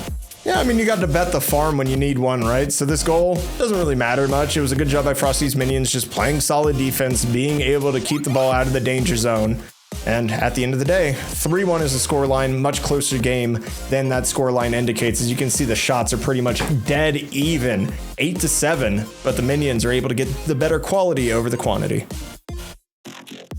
Still impressive performance, though, from T-Var himself, you know, on Schnauzenheisers. 5 shots total, only 1 goal to walk away with, but I think that they fell back a little bit too soon. Frosty's minions went up 2-0. A little bit of, you know, like I said, detrimental kind of gameplay, essentially, where they had to fight back from that 2-goal deficit. So it was unfortunate to see them in that situation. I want to see what a 0-0 scoreline, maybe a 0-1 scoreline for Schnauzenheisers might look like. Although, like we talked about, though, Viz, Frosty's minions, like I said, you cannot afford to make mistakes against this team because they're going to make you pay. They certainly are. And I mean, Frosty was just a menace to society in the midfield. He was just there challenging everything, ensuring that possession kind of continued to go into the minions' way. Now, ball control of that game was actually split at a direct 50-50, which I definitely love to see as Frosty's able to win a challenge here. Actually going to be off the ceiling as well. Going to go ahead and fall back off and let Calm go ahead and take that as Calm looks for a bump onto Kaz. Not going to be able to find it, but not the best touch by Kaz. A little bit of pressure coming from that backside. Here's up. It's Frosty going to be cut off by Daunt. A lot of early offense coming up from the minions once again. Like we talked about, Frosty, one of the newcomers here, young 15-year-old kid, still trying to find his mark in the RLCS scene and has a lot of potential. Daunt, though, has a lot of potential to score a goal here. Can he get the job done? Calm picks up the save.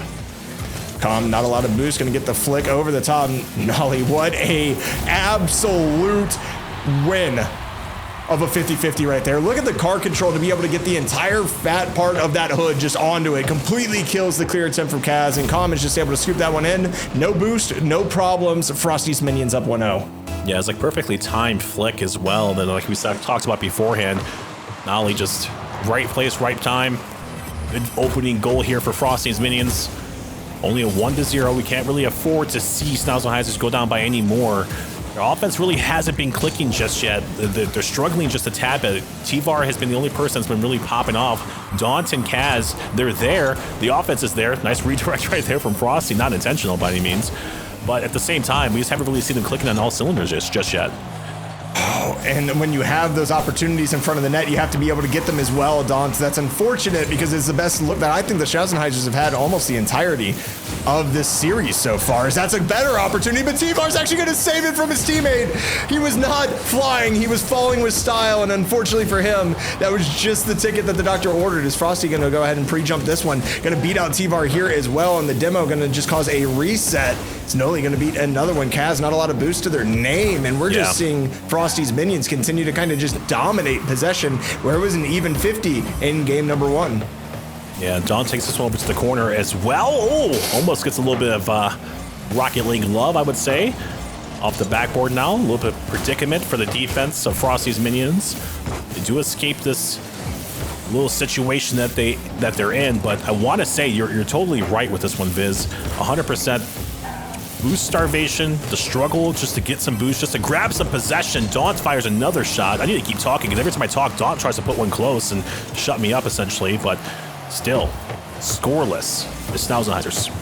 What a fake right there coming out from Nolly as well to leave that one for Calm. Unfortunately, not able to find the net. Is Frosty not able to find that? Calm shot on net, going to be a rocket, but it's going to be saved up by Kaz. T-Var is going to be the first one to this. Frosty's going to cut it off. Look for Calm coming off of that back wall. The bounce isn't favorable, however, but no dunk going to be able to come out from Daunt. I really, again, just like the possession and the cool, calm, and collected nature right now of Frosty Minions defense. Even when bounces aren't going their way, they are not throwing two at anything. T-Var flip reset opportunity, not going to be able to find the back of the net. And we're going to continue to see this offense come out, but the defense holding strong until that moment. The bump coming out, and you know what? If you can't get it through them, just remove them. Yeah, Daunt finally finds some pay dirt. He has a solo pop-off play where he gets an air dribble, a clean look. Nolly was there to try to save that one away, just couldn't get there in the nick of time. I think he thought Com had the first initial save, but I think T-Var came and cleared Com away to open up that door wide. Kaz now fires a shot off the kickoff. T-Var going to put this one back as well. Daunt needs to go ahead and challenge this one, take the ball away from Com in this situation. Starts him out that pressure early, especially off the kickoff. You start to control the boost, you start to control midfield line, you start to see some results as well, and you might start to see some goals. Yeah, and they're doing a much better job of getting around that midfield right now, as Frosty's actually going to be able to collect that one. Has enough boost to his name. Going to get it over T-Var. Kaz going to get the save here as Daunt swinging wide, not able to get it. Here's Nolly looking for a touch, not going to be able to find it once again. Big clear down the pitch. Daunt has enough boost, but does not have the accuracy, not able to make the touch. As we continue on, 1-1 right now. Shots currently in favor. Oh my, the flip reset is there and available, but Nolly's able to get that one away. Shots heavily. Even, absolutely even, except after that one, Schnauzenheisers have a one-shot lead, but it's been so close back and forth. This game definitely deserves to be 1-1. The demo attempt not going to be found, as Frosty going to be the last one back. This could be dangerous, as Nolly was quick to recover and get back on the defensive side. Love what I saw right there from T-Var in that 1v2 situation, threatening the demo as well. This is a pass that was going to be given away right there to Com. Like that situation is the 2v1. He just took his time. He was very patient. Wasn't scared about the bump or getting bumped or demoed or in that situation, and just kind of, you know, let the play kind of develop and then just pick your position as to what you wanted to be in. So he won that exchange. 40 seconds left here in game number 2. I'm sorry, yeah, game number 2, my apologies. Daunt trying to find his mark, maybe trying to hook up a pass with T-Var. T-Var was there, just could not find the mark. Frosty now, up in the air, over towards the right-hand side. Kaz, no boost. Com brings this one over towards the blue half of the field as well. Not really going to find a threatening position. Looking at potential overtime here, Viz. And we are looking at a potential overtime unless this can be transitioned properly. Here's Frosty's shot, going to be just wide. Daunt backwards, going to get removed. But Nolly gets demoed as well. Is he going to be able to get back in time to pre-flip? It's own goal. Kaz is able to put up the Schnauzenheisers up 1 with literally 7 seconds to go. Yeah, that's just unfortunate. Com does get the demo onto Daunt. Nolly is demoed as well. He had to play the guessing game as to which side he was going to spawn in, and he almost won that exchange. Got contact on the ball, but just got to push that one a little bit too hard. But 5 seconds left now. Com, last-ditch effort. Nolly, maybe hooking up with Frosty here late. Goes low, but doesn't get the goal. It dies on the goal line. Schnauzenheisers tie up the series now in this best-of-5 one. And I tell you what, impressive performance right here from Schnauzenheisers. We knew they had it in them to take a game or a couple of games away from them, and we knew it was going to be a tough ask for them as well. But if they keep playing like that, it's going to be a tough day out here for Frosty's minions. This series is just looking about as even as it could possibly be. You look at the shot totals again. 10-9. You look at the ball possession, 1% in favor of the Schnauzenheisers. Boost consumption a little bit in favor of Schnauzenheisers, and obviously field domination was heavily in their favor that game. But yeah, Frosty's minions absolutely had their opportunities on the offensive side. They just weren't able to go ahead and kind of collect on them. Com getting the only goal off the pass from Nolly. And I really want to see them kind of try to get more active. Frosty was the one dishing out and enabling Nolly and Com to be able to score in the first game. He was basically shut down in the midfield, not really being able to win the challenges that he won in game number 1. So he's going to have to either get speedier or they're going to have to come up with new methods of adaptation to go ahead and win this game number 3. Well, fresh 5 minutes on the clock. We're going to see if they implement any of those strategies or maybe something new that we haven't seen just yet from either one of these teams. Regardless of the fact, we do have ourselves a tie series, and it's up for grabs. Like I said beforehand, I really do believe that this is anyone's series. They're all playing so very well. Individual performances, team performances, a little bit, I would say a little bit sloppy in the defensive rotations for Schnauzenheiser, but at the same time, there really hasn't been that offensive threat from Frosty's minions just yet. No, there is the first opportunity that they have. It's going to be saved out by Kaz as T-Var and Daunt both up on this one. Nolly's going to get beat out as Com going to take this back pass over to Frosty. Daunt pre-jumps it. Unfortunately not on target, not able to get the touch he was looking for initially as Com going to get this off to Frosty. Now Com playing lead blocker, not able to get through Daunt. And that's the second or third time we've seen a demo attempt just go awry. But that's a great dunk right there. It's not going to find pay dirt though, as Nolly was awful close to getting that shot. Unfortunately not able to get through to the back of the net. Yeah, it's unfortunate that one falls to the wayside. Another missed opportunity for Frosty's minions. And like you talked about, I want to say that's number 3. The bump, the lead blocker, whatever you want to say. I think that's number 3 that they missed. So it's unfortunate, especially with somebody like Calm on the team, where you're so used to seeing them get that bump, get the demo, be that person who's been the disruptor for the, RLCS season, the record holder for most demos in a game, and unfortunately just doesn't come up with a couple of opportunities there. Good shot from Kaz, though. That one's fired away. Schnauzenheisers take the lead. Cash just has all the space in the world to just work on this one, and he looks like prime Ocality or just a bounce dribble and go. Nolly just not able to get back in time, and yeah. I know Calm was a low boost in that situation, but you have to make up your mind. You can't get stuck in no man's land. You have to either immediately challenge just to try to put a hand up, or you have to go back and try to get to the net in time. Neither of those things happen, and Schnauzenheiser's going to take the lead, and Nolly has the answer right on back. 333s across the board. We're tied at 1. Yeah, such a good putback right here from Nolly. 69 miles an hour. T-Var just could not get the beat on that one. So very, very close. I want to say as well, the other shot coming through from Kaz, that the first opening shot, that one was about 80 miles an hour. That's how fast that one was going. Oh, it was a rocket, and there's potentially rocket number 2 is T-Var. A little bit of miscommunication coming out from Frosty's minions here. Is Frosty actually not able to get the touch that he's looking for off the wall there? One getting bumped all the way to the back of the net. This might be awkward for Calm, but nobody is really there except for Kaz. The challenge is from the side, and send T-Var heading the opposite way. Has the double tap opportunity, going to be just wide. You know he wants that one back as Nolly goes into the air dribble. Going to go ahead and get a bump here as well. Calm, opportunity. This one's going to be up high. It's going to be T-Var getting beat up by Frosty to get this one off the corner once again. Calm early, and there, and Frosty, they finally get the bump play to work. It's going to be 2-1 in favor of the minions. Yeah, on top of that, it's a reverse bump play as well. Calm is the shooty, Frosty is the bump E, and Kaz is the victim in all this situation. 2-1, like you talked about, in favor of Frosty's minions. They're finally starting to get the offense rolling here. It's good to see. It's been a little bit of a struggle so far. And I think the team itself is just defensive minded, essentially. The rotations are looking good for them. The clears, the pressure, everything is in their favor. It's just a lack of just pater, essentially. Speaking of Pater, that may have been the shot of the day. Daunt getting really close to getting that one, and Nolly just getting completely removed from action as Frosty gets a nice little pinch. Nolly's going to get a bump here as well. Calm should be the first one to this ball. Going to beat out one. Looking for the bump on T-Var. Going to find it, and Nolly's so patient. Able to just wait that one out, drop in front of the crossbar, and just shoot it on in. Just kind of casual. That was such a patient play right there from Nolly. He had so much. I think he actually even ran on a boost and just kind of angled his Fennec at the right place, right time. Kaz was there too, trying to scoop that one out. Just could not get the save though. Up by 2. Frosty's minions. Good Cuxier pinch from Calm as well. Frosty with the redirect, trying to get that one off the backboard. T-Var does dish that one over towards midfield as well. Frosty with the reset. Should have 100 boost. Maybe an air dribble, maybe flip reset. What are we going to see from Frosty? A young player, 15 years young, trying to make his mark here on the RLCS. Seeing a pinch coming through from Calm and Nolly. Not going to find its mark either. Still up by 2 as Frosty's minions.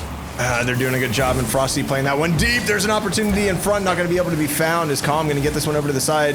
Nolly has the pre-jump, going to hit back down and in front of the box. This might be dangerous here as T-Var might have the opportunity, but Frosty going to be able to get there in time as we kind of continue this back and forth little ping pong. Not a lot of possession being held on to. Here's an opportunity, but T-Var going to get that off to the side. It's going to be won by Frosty. Once again, not a lot of boost. Does not have the dunk. 3v2 right now in favor of the minions. It's going to be kicked out to the side and at least allow Frosty to get some time to come back as Calm gets credited with a save. Almost 60 seconds left in this ball game. Lots of time left for Schnauzenheisers to come back. Frosty's minions trying to move on to match point. Can they hang on to this 2-goal lead is the question. T-Var towards mid.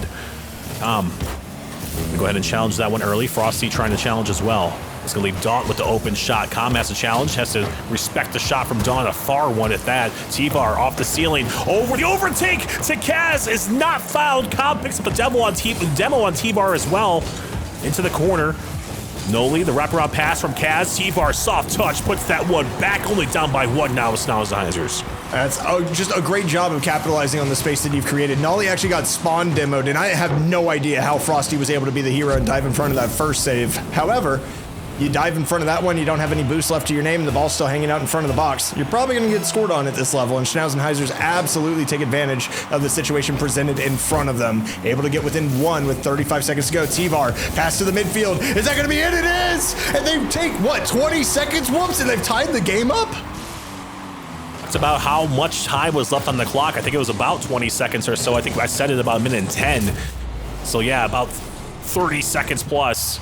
3-3 ball game. Looking at potential overtime now for the lead in the series. Daunt off of the kickoff. T-Var, great dunk. A little bit of trouble though, has no boost. Gonna have to rely on Calm to set up a really decent pass for his teammates. But nonetheless, still keep the pressure. He does pick up the boost spawn as well. 20 seconds remaining. This one's on the goal line. This is 3 unanswered goals as well for Schnauzenheisers.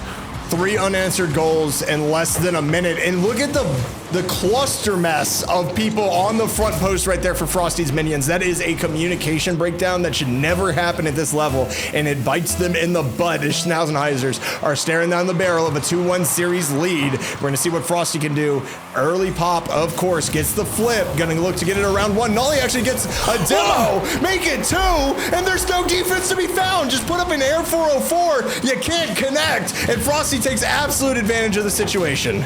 How does this shot, how does he end up with this? The demolition perfectly timed. Frosty gets the job done. The team named after him. 12 seconds though. Can we see some shenanigans happen out here on the pitch?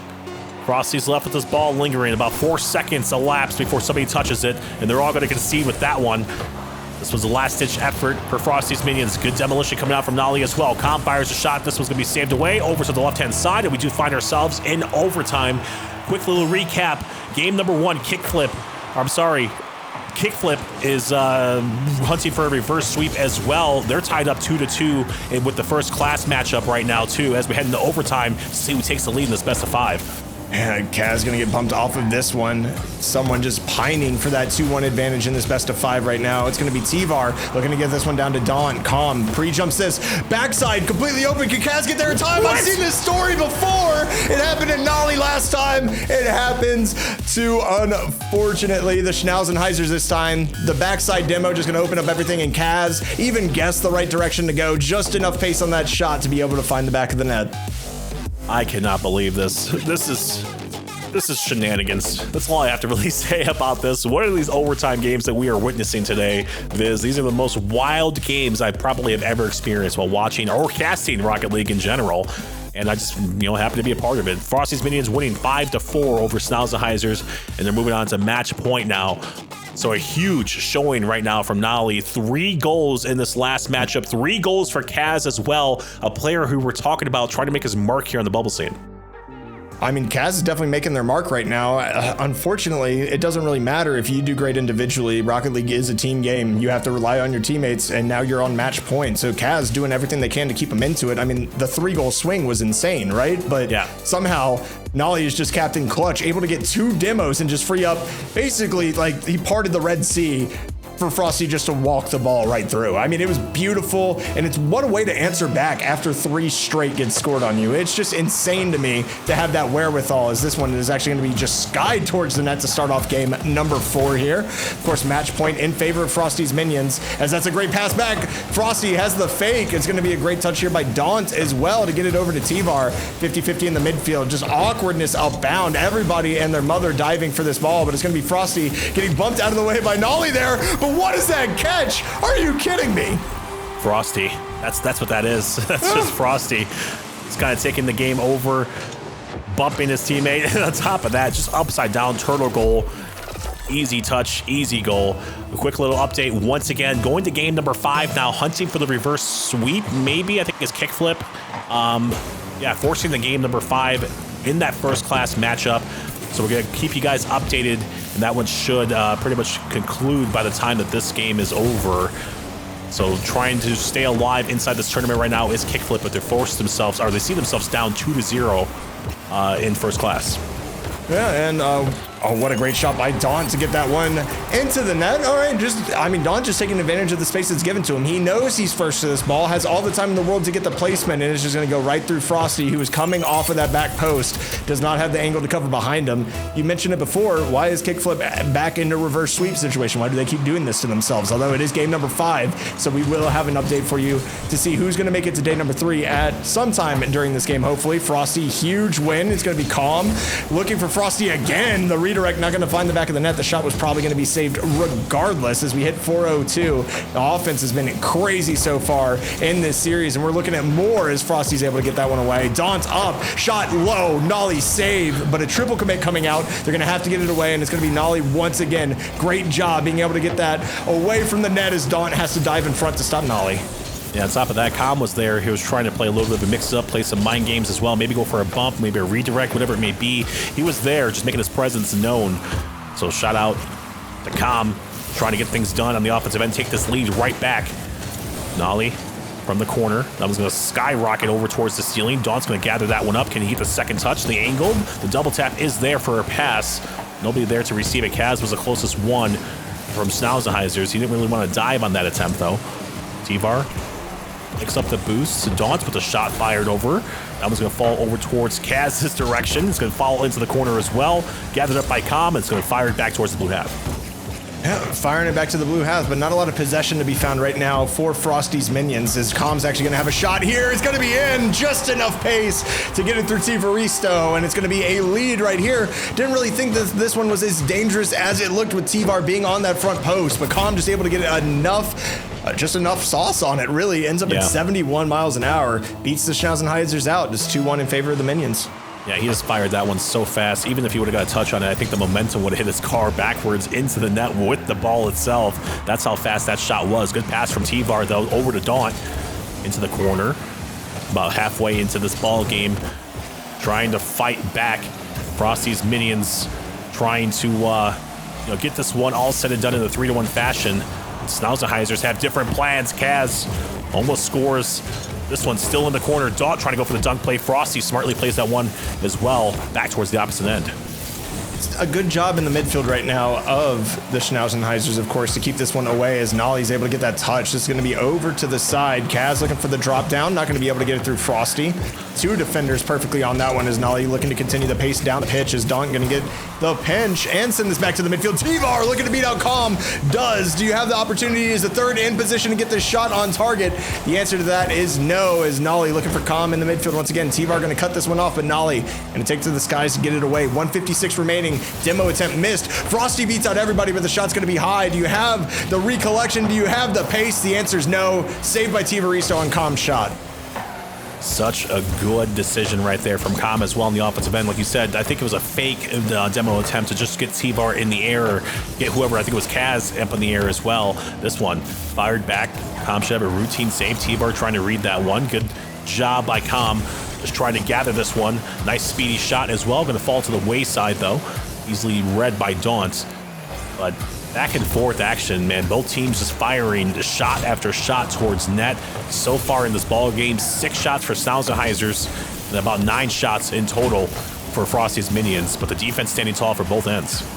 And I don't know how long they have to stand tall, though. Double commit coming out right there. Going to allow Frosty to go ahead and swing through. Looking for a touch to the midfield for Nolly. Not going to be able to find it, however, as we continue on this pace. Match point right now. Shot going to be found. Nolly going to be able to cut it off of the back wall, but there should be more possession here in favor of the Schnauzenheisers as Frosty up to the sky looking for Calm. Going to find one touch. Not going to find the second. Big booming clear here by Kaz. T-Var is going to go ahead and take possession here. Look to cut it to the inside. Going to get cut off by Frosty, and Calm just dives in front on the cut rotation. Very smart right there to be able to get that one away. 35 seconds left. Schnauzenheisers with the majority of possession, whoops, but not with the shot on target just yet.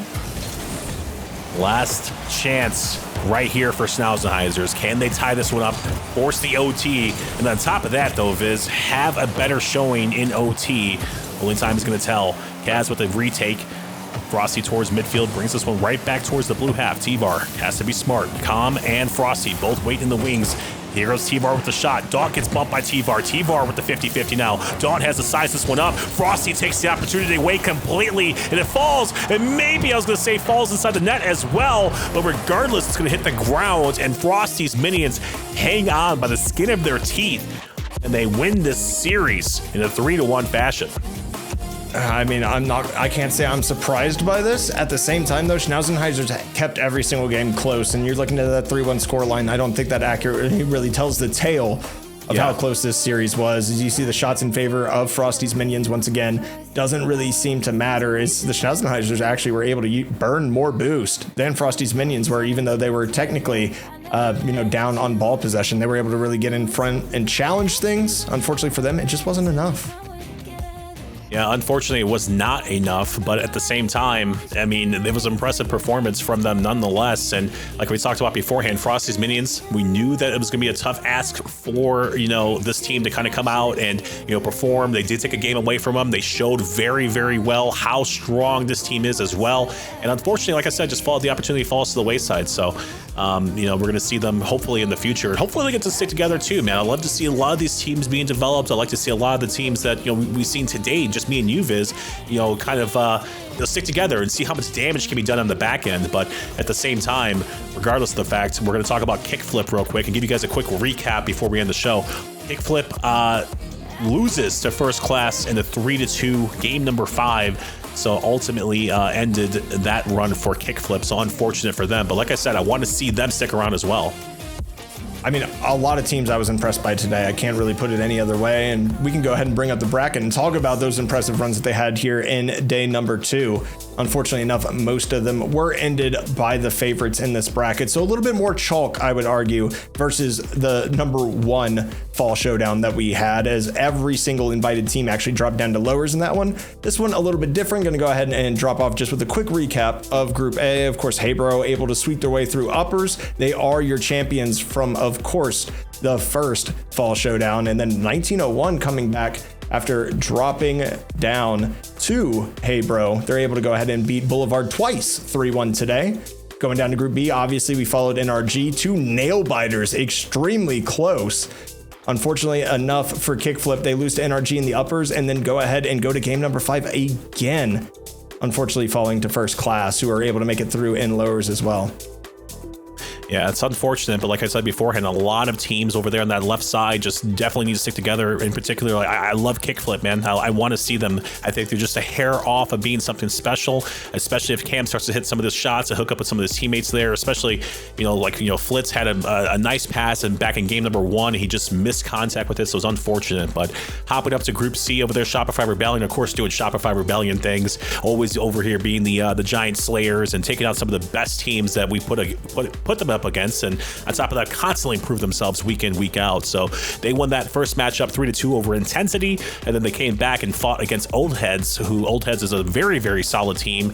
They won that one 3-0. Of course, over on the other side, you have Old Heads going down to the day 3 of lowers, losing to the boys. So unfortunate for Old Heads, but they're out of the race here. The boys, a very, very solid roster as well. Have to kind of keep an eye on that one as things progress tomorrow, because you have a lot of good people on that team. You got Percy, you got Drees, you got Gyro. Those are 3 people you sit there and you kind of think, can they mesh well together? Can they do well together? Today they kind of proved that. Unfortunately, lost the first game against Old Heads. I was sitting here hyping up Old Heads, but unfortunately lost that first game against Old Heads, and they brought it right back in the lower part of it. Down to Group D though, Schnauzenheisers, we just saw them. They had a pretty decent run today, but obviously Frosty's minions just kind of get in their way and kind of eliminate them from the tournament. In the upper bracket, Suck Partic, obviously one of these invited teams here, just showing themselves and showing how dominant they can be. And on top of that, just getting the dub in a 2-0 fashion in their groups. So love to see it. The recap, man, Viz, there's so much Rocket League left for tomorrow as well. I want to see every single one of you people inside this chat tomorrow when me and Viz bring you guys that action to open up the stream. And we're going to be bringing you, of course, these matchups as well. On the upper bracket, Heybro and Sapartic, that should be an absolute banger of a series. MRG and Shopify on the other side of that. So that's going to be good. Yeah, a matchup that, we're kind of used to seeing at the end of the day. After really. Swiss, especially within Swiss during that fall series that we had last year in RLCS. So not expecting much more than a banger for that. Of course, 1901 and Frosty's Minions going to be going at it from the lower bracket, and First Class and the Boys going to be the last matchup. But I got to ask you, since we're going to be on first tomorrow, out of those lower bracket teams, who do you think is going to be making that, that kind of Cinderella run potentially to the lower final? Man, it's a tough one, to be honest with you, man. But Frosty's Minions, I think, are a special team. If they get the offense figured out, I really think that they can kind of go on a really, really good run there. 1901 is definitely a good team as well. That's T-Corel, Tool, and Knight. But they're a little flaky. Sometimes they come out good, sometimes they come out bad. It just depends on how they're going to come out and what team we're going to see. They could be a dominant team. They could be that team that makes it all the way to the grand finals as well. But like I said, they're up against a very, very tough team, which is Frosty's Minions. And if they come out and they underperformed, I think Frosty's Minions is going to take that one overall. And then you hop on over to First Class versus the Boys. First Class, a very solid roster. That's 5-up Deck and Buffy. They've been on my watch list for quite some time now. So if they start getting things clicking as well, because they earned their spot here. First Class has earned their spot time and time again. They were in the Bandits on Wheels, Showdown number 1. They didn't finish where they wanted to. They finished in 13th through 16th in BOW1. So it was an unfortunate finish for them. So they're out here trying to prove something as well. Of course, hopping over to the Boys, it's going to be a tough ask, but it's one of those things. Once again, what team decides to show up, who decides to execute, and then on top of that, who decides to switch up the strategy just a tad bit and implement something different.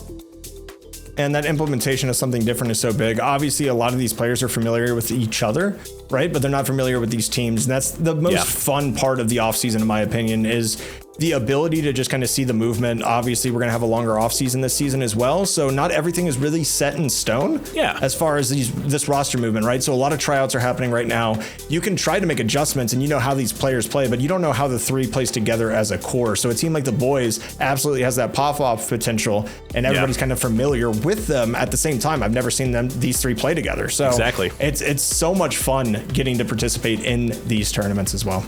Yeah, 100%. You get to see some of these teams that could potentially be future teams of, let's just say SSG or, even an NRG team who we're not accustomed to seeing with Garrett G, Eris, and Mist.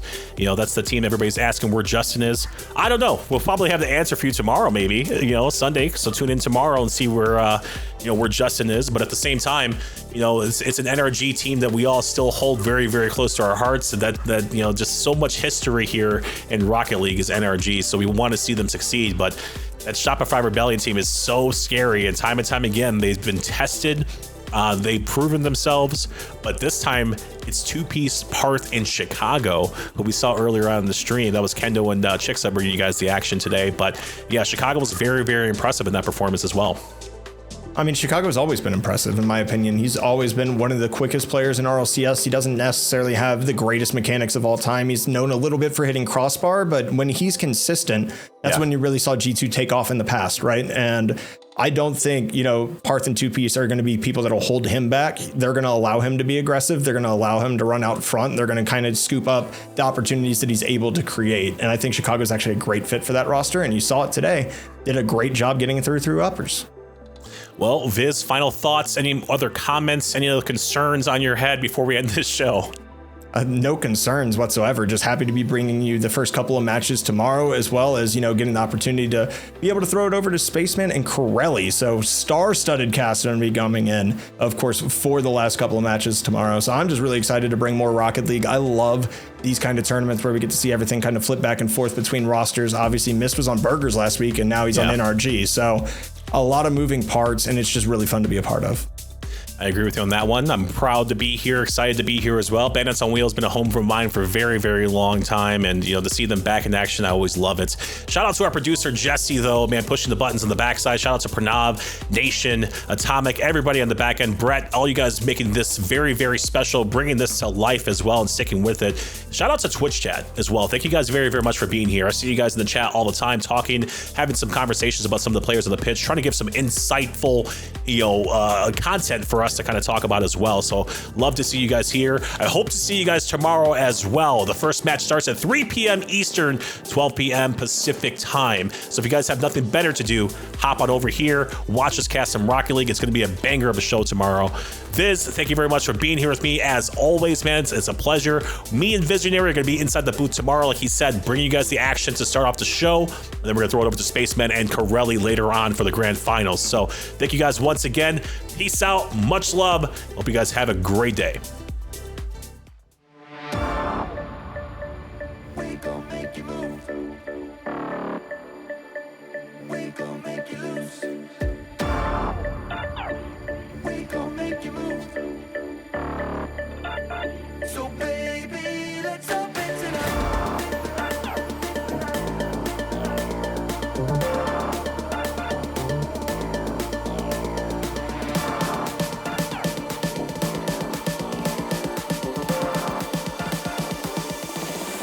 Let me get funky.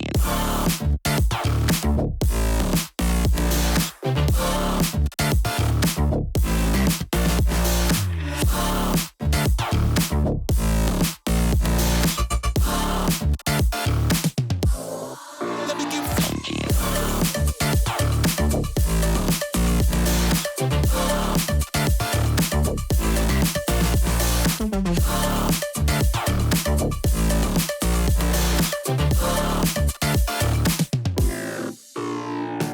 We gon' make you move from side to side.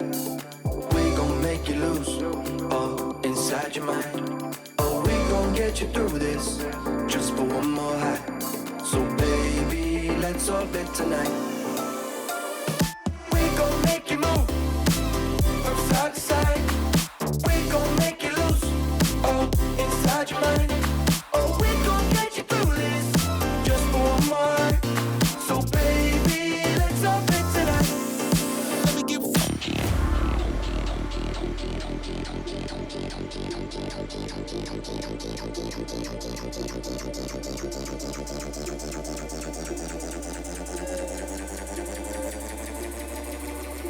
Let's lose our mind.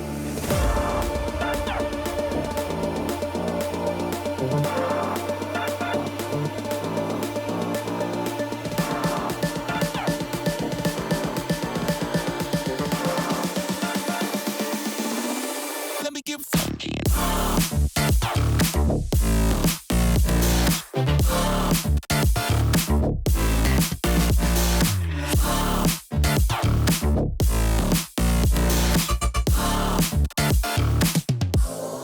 Let me get funky.